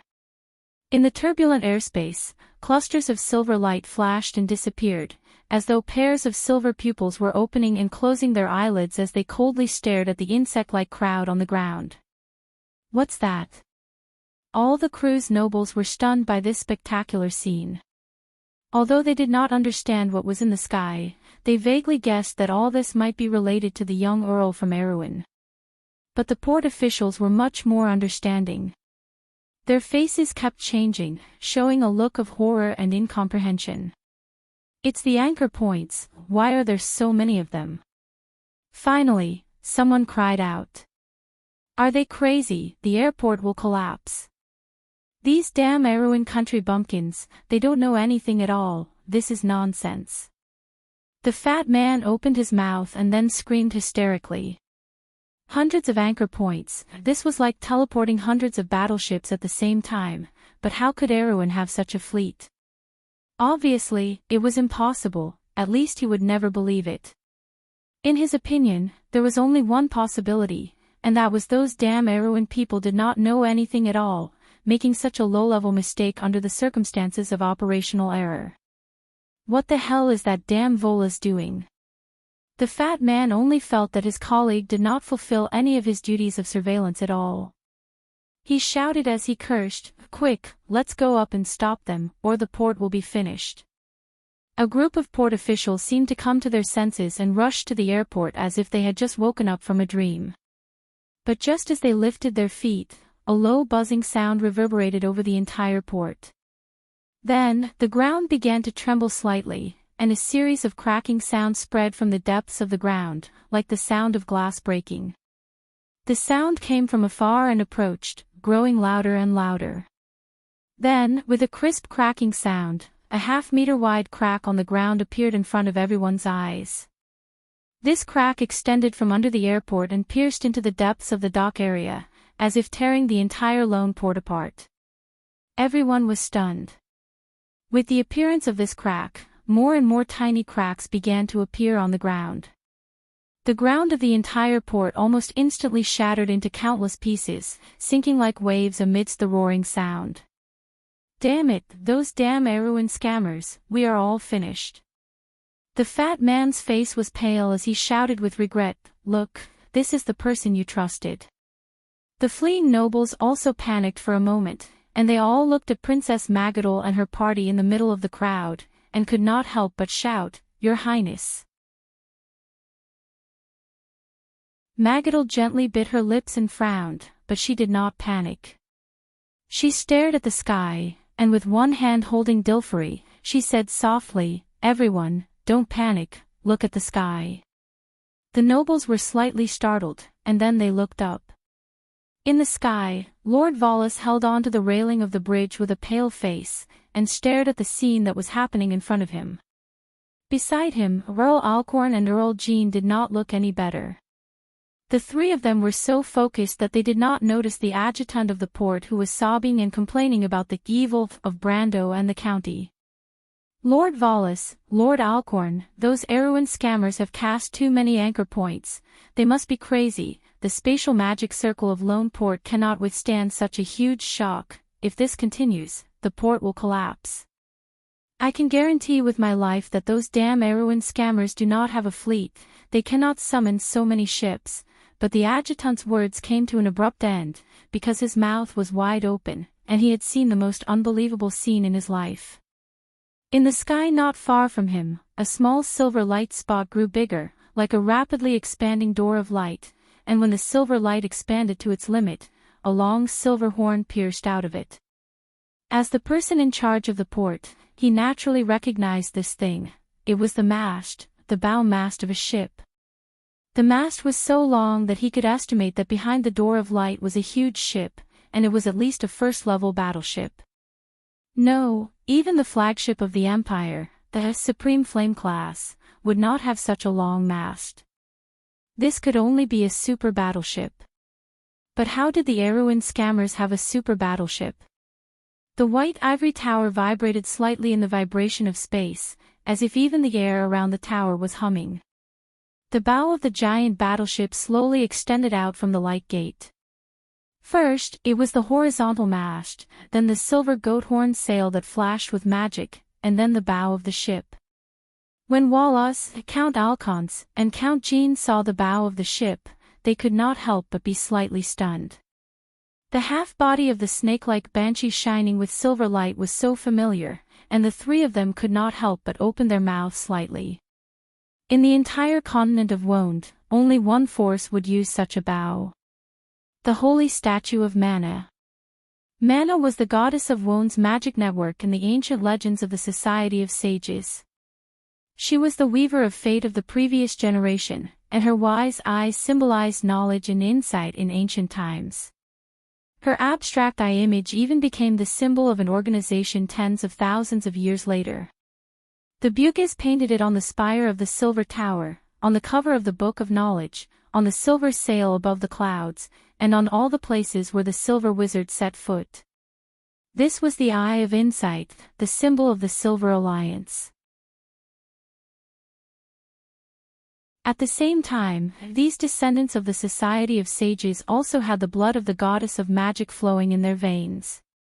This was the battleship of the Bugis. The silver fleet appeared in the sky like an ocean. After the silver light flashed, the starry ships appeared in everyone's vision one by one. The first to complete the teleportation was the second-level frigate. Almost at the moment of their arrival, they formed a dense defensive formation to prevent attacks from any direction, so as to protect the main fleet that was teleporting even more slowly. 3 first-level battleships and a super battleship. Although Wallace was the port official of the Empire, he had never seen such a luxurious lineup in his life. Even in the Cruise Empire, there was only one fleet that could rival such a fleet. And this fleet could not possibly stay in a backup port like Lone Port. "In the name of Martha," he said, almost moaning. "Is this the handiwork of the Bugis? My lord, guess what kind of price the Bugis have to pay to teleport such a fleet." The Shire looked at such a scene with admiration. Since the age of the falling stars, the Silver People had not appeared on the earth for a long, long time, but this did not mean that they had declined or disappeared. On the contrary, these otherworldly forces were always observing the world, and at this moment, they were displayed in such a manner in front of everyone. At this moment, the Bugis had intervened in the Holy War. The Silver People had intervened in the War of Mortals. At this moment, there are at least tens of thousands of wizards at the other end of Valhalla, doing their best to open this portal across thousands of miles. Brando murmured. He said this with some mixed feelings, and he did not even know whether this was a blessing or a curse. For a moment, he recalled what Lady Tanya said to him alone not long ago. "This is the deal that the Silver Alliance made with you, just to get you to help us get the Azure Lance back. In the agreement, we promised to build a navy for you, and agreed to sell and rent warships to Erewhon. In the agreement, although we stipulated the minimum number of warships that must be sold and rented to you, there was no upper limit. So in a sense, we did not violate the agreement between the Silver People and the mortal world. Our agreement is outside of the war, and today is just a coincidence." Yes, it's just a coincidence. Brando understood that these old and cunning wizards had indeed taken advantage of a loophole. There was no relevant content in the agreement between the two sides, and he obviously could not set a hard upper limit for the rental and sale of warships. In fact, when the two sides signed the agreement, he could not wait for the other party to provide him with as much as possible. But he never dreamed that it would be to this extent. The Bugis said that this was a coincidence, but was it really a coincidence? Brando did not know if the Silver People's self-deception could really be accepted by the Sacred Covenant, or by the other human empires on the continent. At least for himself, he would never be so naive to believe it. Guess, what is the real purpose of the Bugis? Thinking of this, he turned to ask Yuta and Marjorie, who were not far behind him. At this time, the bridge of the spaceport had already tilted under the huge spatial tremor, and there were even cracks in some places. The female mercenary leader had one hand on the cracked wall, and frowned as she replied, "Those cunning sorcerers seem to be determined to get the azure lance. They're using us as a cover." This answer was not out of Brando's expectations, but he shook his head. "I thought so too, but now I want to know what role the Bugis played in the secret between the Silver Queen, the Holy Cathedral of Fire, the dragons, and my grandfather." Brando said softly. "I should have guessed it a long time ago. These guys who claim to be the inspectors of the world, how could they not know when the dragons intervened in the internal succession of the Cruz Empire?" "My lord, you mean?" Yuta asked in surprise. Brando nodded and replied with certainty. "The Bugis already knew what the Silver Queen was up to, and now they can't help but make a move." The remaining three looked at each other in surprise and could not help but fall silent. But at this moment, Brando thought further. The Silver Folk and the Golden Folk obviously had some kind of tacit understanding in the Sacred Covenant. These powerful forces quietly disappeared from the mainland, and according to the history players were familiar with, this was the beginning of the Age of Mortals. But in fact, was this really the case? At least in his view, this did not conform to the law of historical development. Not only the Bugis, but Brando also suddenly thought of the Silver Elves. It was obvious that the Silver Folk were returning to the mainland. This seemed to be faintly indicating something. "Mr. Count." Among the few people present, only Marjorie did not belong to Brando's system, so the young sergeant knew the least about these secrets. In fact, he did not care about these things that were far away from the fate of the kingdom of Erewhon, and something else that was happening at the moment worried him more, so he had to remind Brando, "You'd better look over here." In the direction he pointed, on the plains of Lone Port, a shadow like a dark cloud was rapidly approaching. It was a group of draconic beasts. Almost instantly, an ear-piercing alarm sounded in Lone Port. The guards on the city wall stared dumbfounded at the giant beasts clustered in the sky. They spread their wings and rode the wind, sweeping over from more than 10 miles away.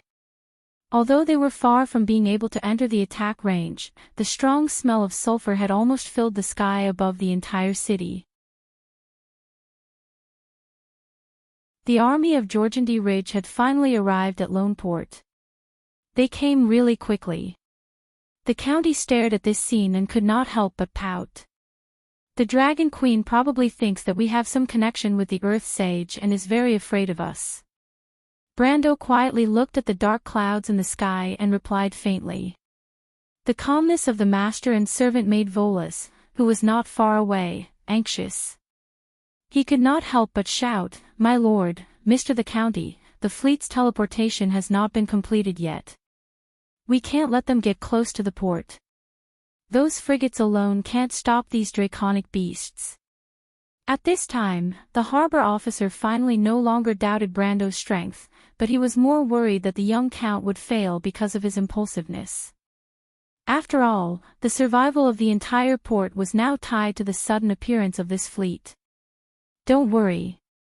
Brando looked at the guy speechlessly and replied casually. "Don't worry." Volas opened his mouth wide. For a moment, he felt that he and the two damn Erewhon people in front of him were living in a different dimension. Brando could not be bothered to pay attention to him. He just looked back at the image of the communication spell in his hand. At this time, the image of the character that appeared on the communication spell changed from Amandana back to Tanya. The fairy first glanced at Brando, then replied faintly, "Mr. Brando, the Bugis will not intervene in the War of Mortals. From now on, the command of this fleet will be handed over to you. Don't let us down." "Aunt Tanya, your joke is not funny at all," Brando replied snappily, do you think your words can be accepted by other forces? Maybe, maybe not, but what does it matter? Tanya replied matter-of-factly. That works. Brando was dumbfounded.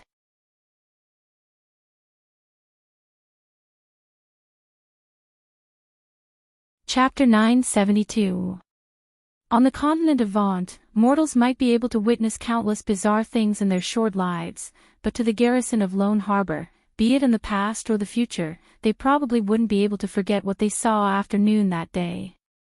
Dark clouds covered the horizon as if a storm was brewing. However, this storm wasn't dead. The hearts of the dragons were beating powerfully in their bodies, and their heavy breathing was mixed with wind, thunder, and flames. Every time their tough wings flapped, it was as if the entire Black Sea was undulating. They weren't dragons, but they also had an incomparable might. Some people said that when the Empire's Golden Eagle Knight Regiment launched a group charge, it was as if heaven had descended.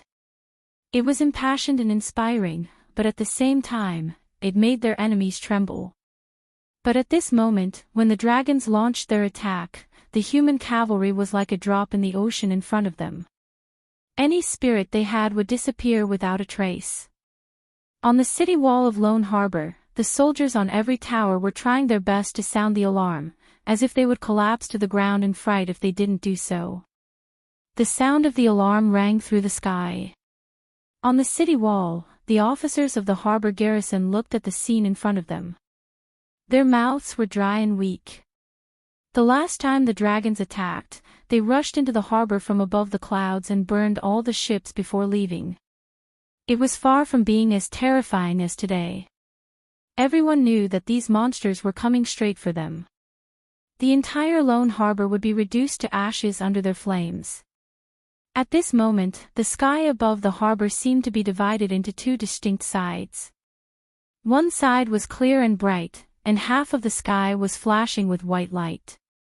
One after another, silver warships were materializing from the shadows, but the process was extremely slow.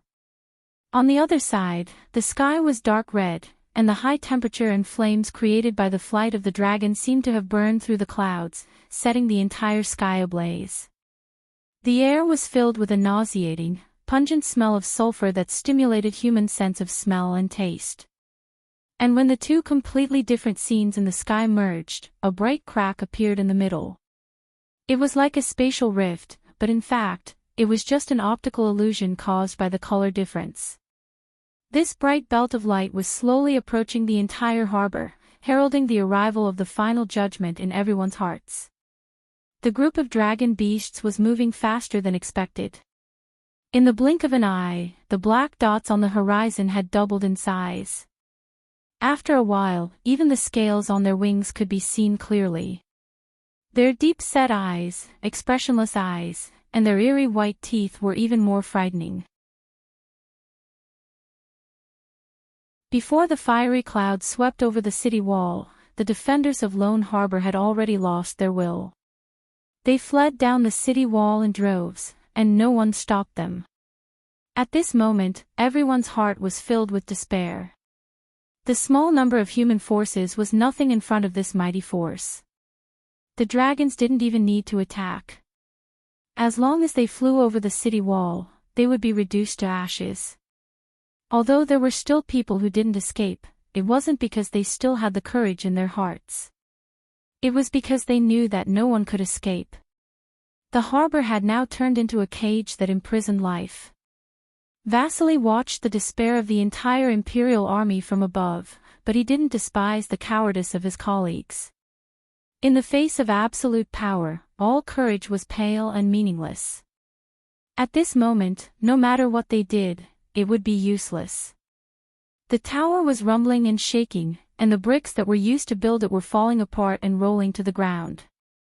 Flames and wind swept over, and then the tower began to tilt and collapse.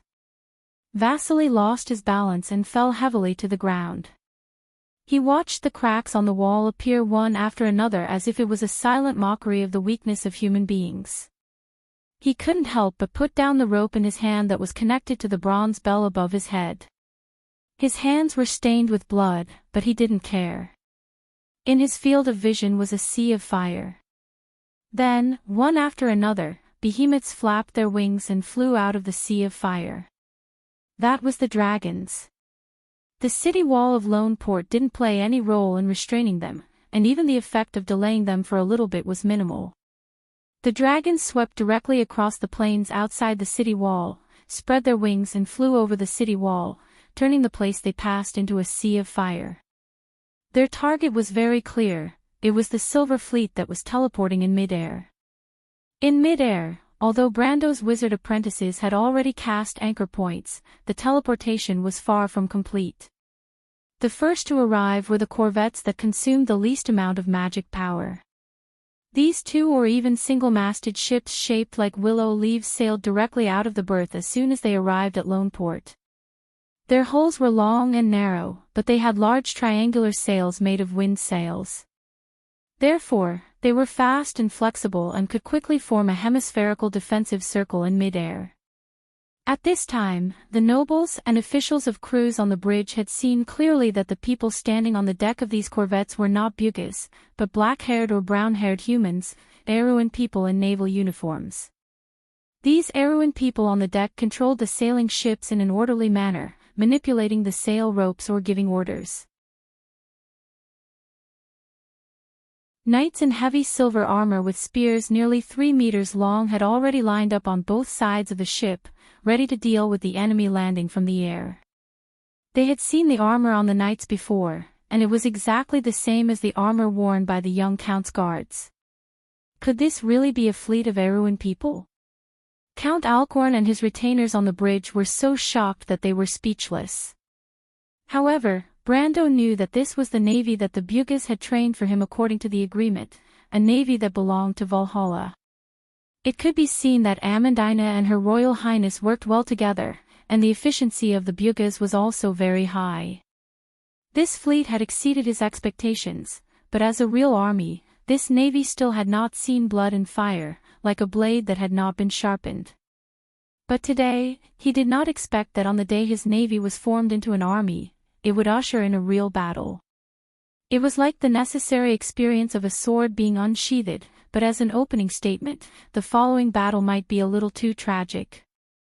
Brando stared at the approaching group of dragons and silently made a plan in his heart. No matter what, he would never waste all his seeds here.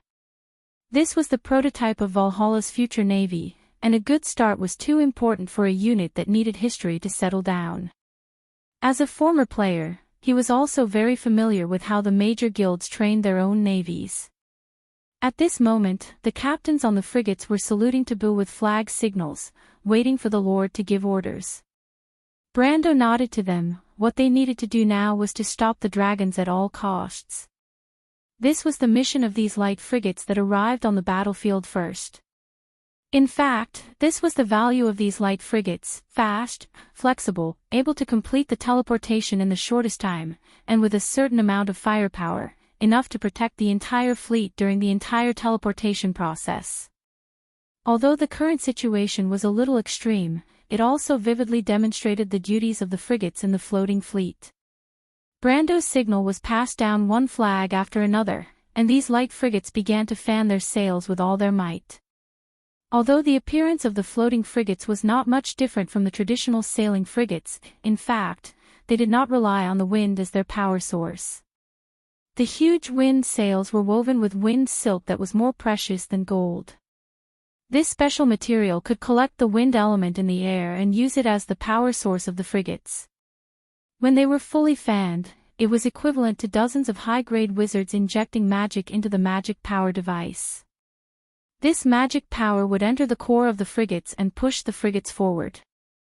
The frigates were light and small, and under the huge sails, they shot out from the fleet like arrows. Soon, they reached the airspace of Lone Port and formed a horizontal formation above the city. Although according to the sacred treaty on the continent, the floating fleet rarely fought in the airspace of the city. Obviously, they could not care so much at this moment. Their enemies might not stop to negotiate with them. To the underground residents of Georgandy Ridge, the sacred treaty was almost equivalent to a piece of paper. Everyone looked up at the long crescent moon in the sky. Even the most stubborn port officials shut their mouths at this moment.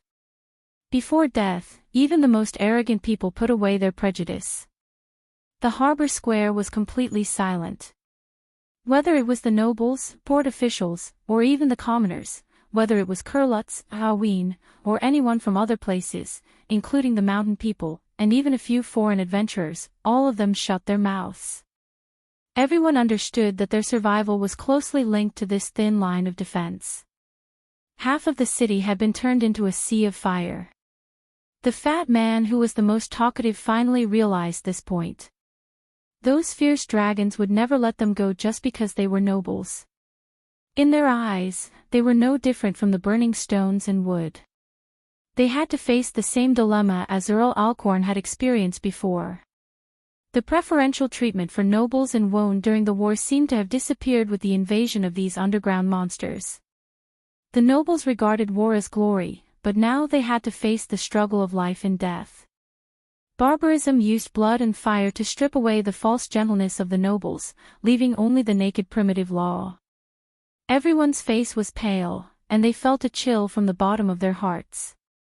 Fatty Avram was so scared that his legs were cramping, but at least on the surface, this second-generation heir of the Elson family was much better than most of the Cruz nobles present. The Cruz nobles used to have a sense of superiority towards the Erewhon nobles from the bottom of their hearts. This sense of superiority was based on the strength of the empire, and no one could refute it. It was frustrating. But now, they had no choice but to rely on the people of Aween to survive. This thought seemed to give Avram confidence. Even if he was scared half to death, there was still a strange feeling growing in his heart. Even the powerful Cruz nobles were scared out of their wits in this desperate situation, but only the Erewhon nobles were still resisting the powerful enemy. Once a sense of honor was born, it was deeply rooted. The hundreds of years of history of Erewhon, the journey of the late King Eric leading the people to fight their way out of the encirclement, pride and glory trickled into the depths of his heart. History and the past, scenes of the history books that he had read, were presented in front of Avram. The shining flags were reflected in his vision like an ocean. Fatty opened his mouth and suddenly felt a suffocating pressure. In mid-air, the fierce battle had just begun. Countless complex and precise magic circles suddenly flashed on the side of the horizontal frigate. Fire arrows, ice arrows, sharp cyclones, and a magic storm formed out of thin air above the dragons. Countless spells crossed the distance of nearly 1,000 meters and hit the dragons like raindrops. Brando saw this scene and laughed in his heart. It was impossible for the Bugis to cultivate so many human sorcerers in such a short time. It seemed that this so-called Erewhon's fleet was just a facade. The sorcerers and gunners hiding in the cannons below the deck were mostly the real Bugis. Fortunately, Tanya and William still had some sense of shame. Most of the sorcerers placed in this fleet were apprentices from the academy. Otherwise, no matter how thick-skinned they would not be able to explain how the Erewhon's fleet suddenly had a fleet of official sorcerers. But at this time, Brando hoped that the Bugis would be more thick-skinned. At least then he would not have to go through so much trouble to win. The apprentice sorcerers almost had the power of an official sorcerer under the amplification of the magic circles on the floating warship. But still, it was difficult to penetrate the tough skin and scales of the dragons. Some of the dragons were injured, but only slowed down. After a round of magic attacks, not a single dragon fell from the sky. On the contrary, taking advantage of the humans' attack, these monsters once again closed the distance between them and the frigate fleet. Everyone in the port square had their hearts in their throats at this moment. In their eyes, the thin line of defense of the Erewhon's fleet, whether in terms of strength or visual effect, was really difficult to compete with the cloud-like dragons. Those were not a group of buzzing mosquitoes, but a genuine level 7 creature. Under everyone's gaze, the rolling dark clouds finally collided with the silver crescent moon. At this moment, a dazzling white light suddenly flashed on the side of the silver frigate fleet. This time, It was no longer the sorcerer apprentice's weak magic, but the magic cannons. The captains of the frigate fleet held back until the last 1,000 feet before giving the order to fire. The cannons were opened one by one, and amethyst-shaped spikes pierced out from the crowd.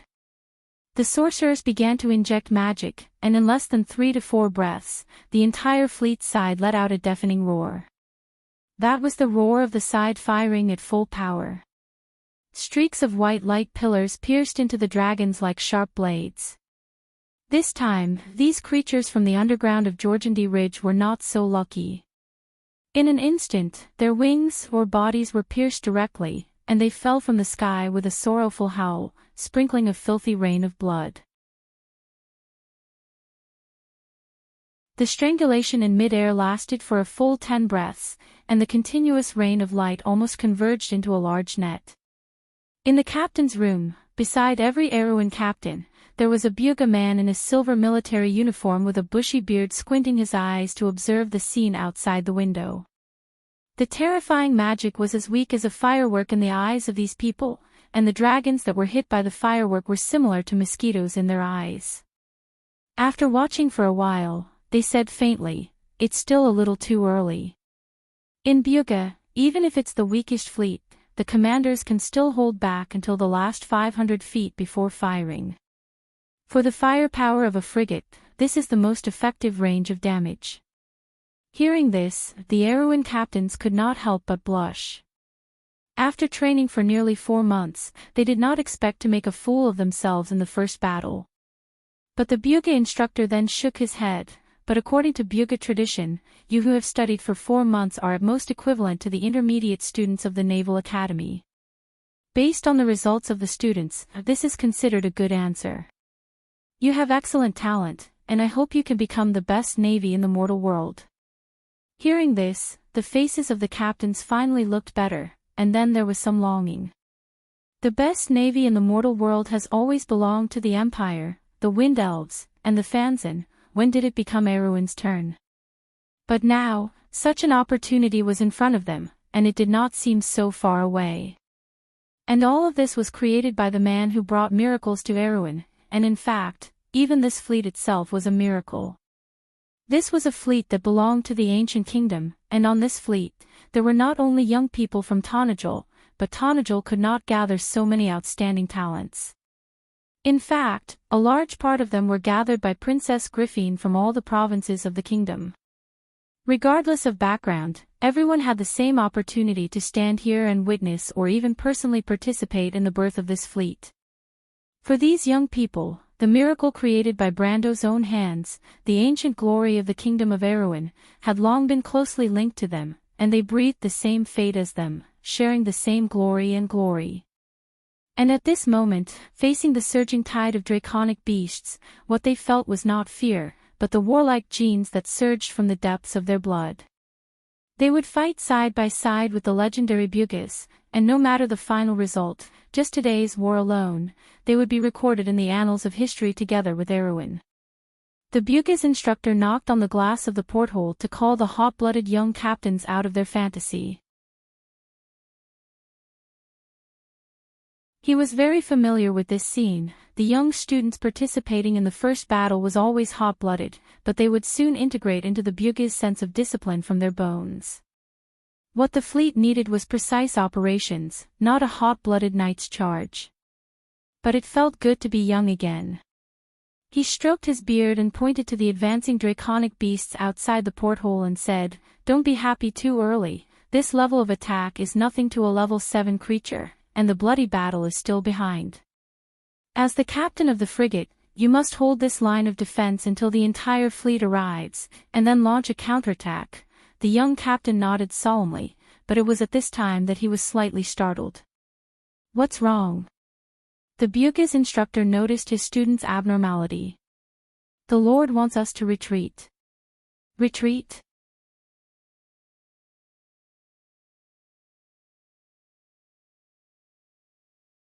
Chapter 973. In the sky, the Silver Fleet and Modesti's dragon army were engaged in a fierce battle. Explosions and flames continued, licking the clouds, and roars shook the world. For lone below, this scene was no different from the end of the world. After hearing the Bugha instructor's question, Zika paced back and forth on the deck of the captain's room twice. The fire penetrated the porthole and was reflected in the young captain's eyelids. He frowned slightly, hesitated for a moment, and finally gave the order, "Execute the order." The silver-robed wizard, Wulmi, stood by the side with his hands behind his back, carefully watching his Erewhon student. The silver eyes under his thick eyebrows flashed slightly, and he said, "As far as I know, your lord has no experience in commanding a fleet in battle. In fact, he isn't even from the navy. You have a reason to refuse his orders. You know better than him how to use these behemoths in the sky to win. The textbooks tell you that a qualified commander wants to win glory for the Lord, not blindly obey orders. But your eyes tell me that you haven't lost your mind, and you're still young. You haven't reached the age of losing your drive. I'm very curious about your choice. Because I want to see what he's capable of." Zika came to the porthole and looked at the flames of war in the sky through the crystal. A charming silver arc was slowly retreating, and a large gap appeared in the middle of the battlefield. These gaps could give the dragons fatal space to climb up, turning the battle into a rout. But the former's face was as calm as ever, without the slightest bit of worry. He was born in a local aristocratic force that had close ties with the royal family in Corvado, but he gave up the opportunity to enter the royal faction and the royal family's knight order under the control of the future Princess Royal. He voluntarily chose to join the White Lion Guard's training program. This decision seemed inconceivable to others, but he was certain of it. He was full of curiosity about the young count who was said to be omnipotent by others, and he believed that only such a hero was worthy of his service. This was a precursor to the coming of troubled times, and the 1,000-year storm was just the beginning of a great drama. All of the silver fleets in the air faltered in unison before slowly retreating like shimmering silver scales. Marjorie, a young petty officer from the Royal Navy of Yanalasu Province, looked up and witnessed the entire process. He wanted to say something but stopped himself. He really could not understand why the wise and calm Count would suddenly make such a low-level mistake. Or could it be that the Count was a stubborn and self-opinionated person in the first place? It was just that the stunning military talent and keen sense of smell displayed on the land had lost its usefulness in the newly opened battlefield in the sky. After the escort fleet retreated, the draconic beast seized the opportunity and began to climb, trying to gain an advantage in height. This was the decisive factor that they could not control in the previous battle. The nobles of Cruz on the bridge of the airport looked at the dark clouds in the sky. Although they could not see the key to the battle, they felt a little uneasy. Count Alcorn swallowed his words several times until he finally couldn't help but ask Brando.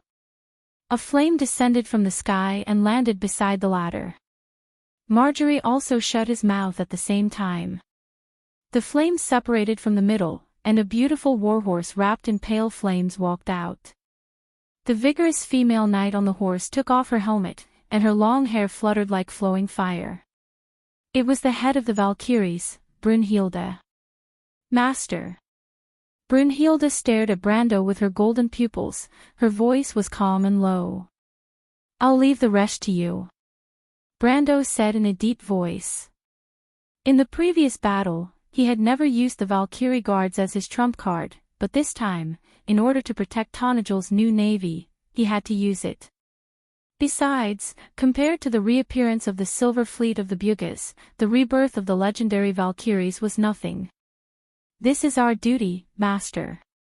It's a pity that Valhalla is still too weak. We can't always fight side by side with you," Brunhilde replied. "There will always be a chance. I will do my best to rebuild the Dawn Sanctum." Brando himself was looking forward to the arrival of such a day. The legendary Valkyrie who patrolled the sky would come to Erewhon's land and fight for him. This was something that even the top guilds in the Amber Sword could not dream of. "We firmly believe that day will come, and the glory of the Golden Palace will return to this land. Brunhilde turned her horse around and raised her right hand. A spear burning with golden lights suddenly appeared in her hand. She shouted, "Follow me, sisters, fight for my god, Odin." The imperial wind steed let out a long neigh and stood up on its hind legs. A sea of flames surged out from behind Brunhilde like clouds. The rising flames formed into an army. Countless men and horses galloped forward, and the sounds of battle shook the heavens and earth. The 4 Valkyrie leaders, Olinda, Hjalvi, Walther, and Gune, wore winged helmets and held spears in their hands. They parted the flames and followed the Valkyrie queen. The army that came out of the flames was like a waterfall of fire that fell from the sky, blocking the front of the dragon army. The two armies collided in an instant. At that moment, it was like an illusion. The whole sky shook slightly, and then blood and charred corpses fell from the sky like raindrops.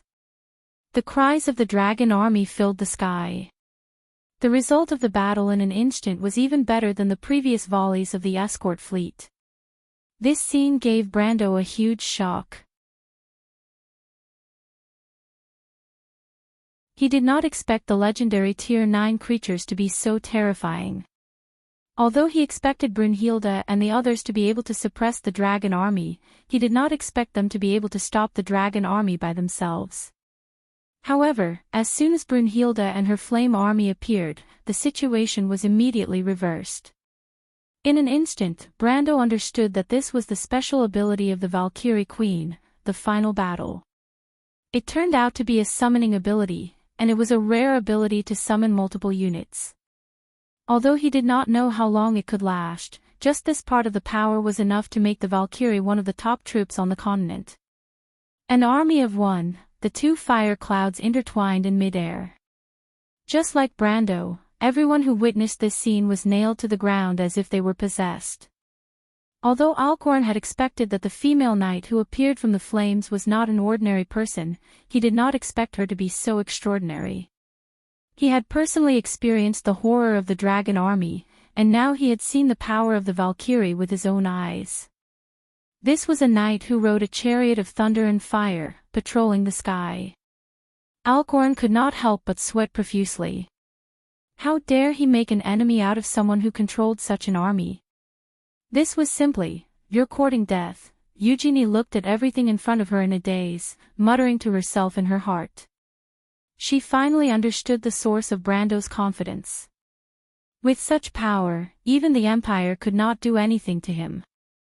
The top fighting force of the crew's people, the Flame Family Knight, the Guardian Priest, was nothing more than this. But why would such a person, who has the power that the entire kingdom can hardly resist, be willing to stay in a corner? Another thought came to the Duke's daughter's mind. She frowned, and some of the ideas that had been in her heart were now completely extinguished. Medusa Lysimachus's eyes were shining, and the excitement in her eyes could not be suppressed. She gently patted the head of little Prince Erwin beside her and said excitedly, "See, little cutie, this is the power that your teacher really controls. But I imagine it's far more than that. He must have more secrets. This is really a mysterious man." Haruz noticed his maid's abnormality and could not help but turn his head and ask doubtfully, "Do you really need power, Miss Lysimachus?" Kingdoms, organizations, individuals, everything needs power. Little cutie, if you and your sister's Erwin had enough power, would it still be so weak? This reason sounded very simple, but Haruz frowned slightly. Could power really bring about everything? But he had heard from Brendel that under the Sulphur River, there was also a world that pursued extreme power. But the world of the demons was barren and lacked vitality. Power seemed to be able to bring everything, but it also seemed to be unable to bring anything. He could not figure out what exactly was lacking in between. The two were silent for a while. At the same time, most of the people in the entire Erwin envoy group had their own thoughts. He really didn't let me down. Zakar could not help but shake his fist fiercely. The heroic army in the air was so powerful that he could not help but tremble.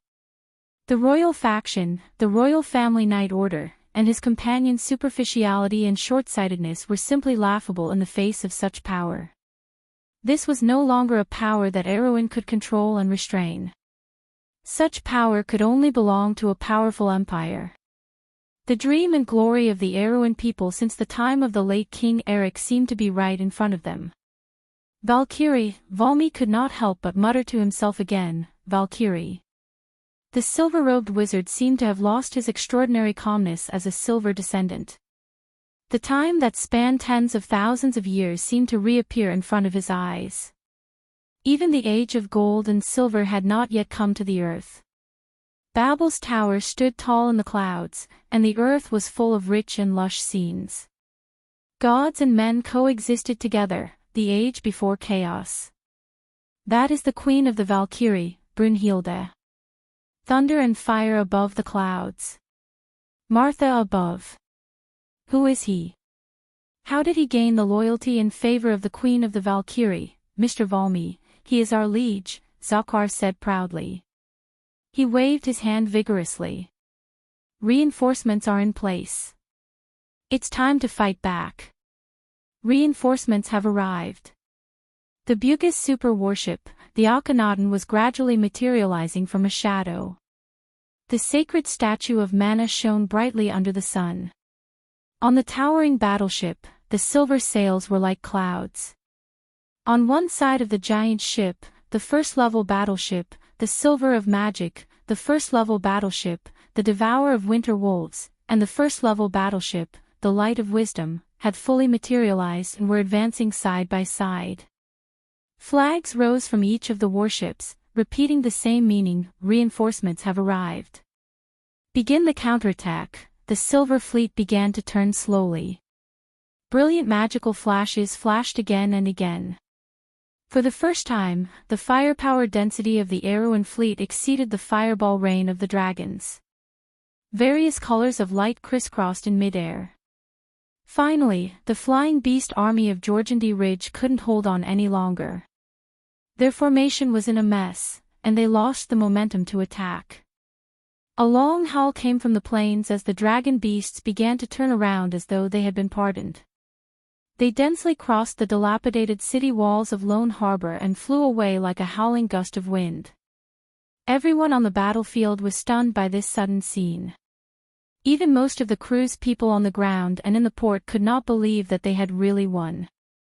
They had escaped from the claws of an army of dragons. They did not rely on the Imperial Navy, nor did they rely on any of the Imperial Army's main forces. They only relied on the thin port guards and some Erwin people. But the facts at hand explained everything. The dragons were leaving in a hurry and gradually disappeared from sight. In the distant sky, there were only a few small black dots that were gradually moving away. The previous battle seemed to be a disaster that raged through a dream. Erwin's Silver Fleet did not pursue. In fact, they did not have the strength to do so. Brando expected that there should be more dragons or other Jorgandi Ridge air forces on the plains. For example, the Harpies and the more terrifying Manticores. Although the dragon army that was sent out before looked terrifying, it was far from the scene he saw in the Alkash Mountains in the future. The strength of all the lords under the ground was not inferior to Madara 100 years later. These few dragons should not be enough to make the Dragon Queen feel the pain. Rounds of flags were sent out between the fleets again. The new navy of Erwin people cautiously set up defenses to guard against the second attack of the dragons. On the other hand, as the Akhenaten re-entered the port, the Buga envoy also came to Brando. If there was another Erwin person in this world other than the Earth Grand Sword Master, then he must be the master of the Mithril Castle. He was the leader of the 12th Circle Spell Society with half mortal blood and half silver blood. He was Tolman Mithril O'Certain. If it was said that the local nobles of Lone Port had some contempt for Brendel before, they subconsciously shut their mouths when they saw rows of silver-robed mages in silver robes, who were glorified as the Army Observation Group, walking over from the various warships.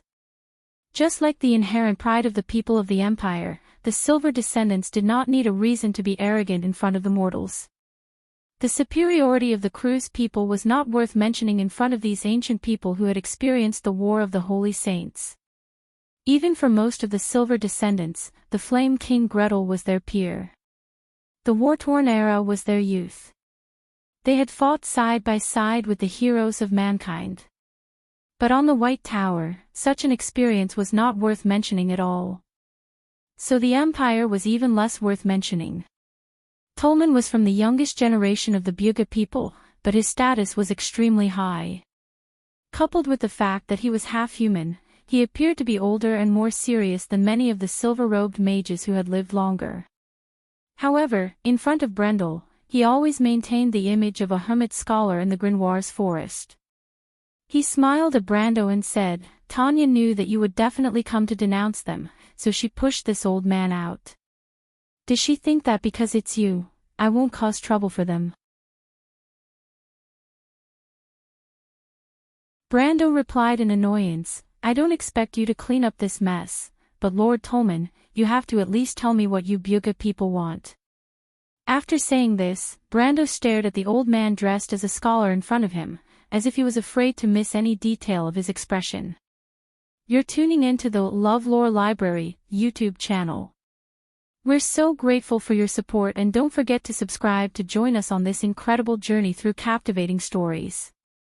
Your generosity through donations truly makes a world of difference, as it's the primary source of revenue that allows me to expand and enhance this channel for you.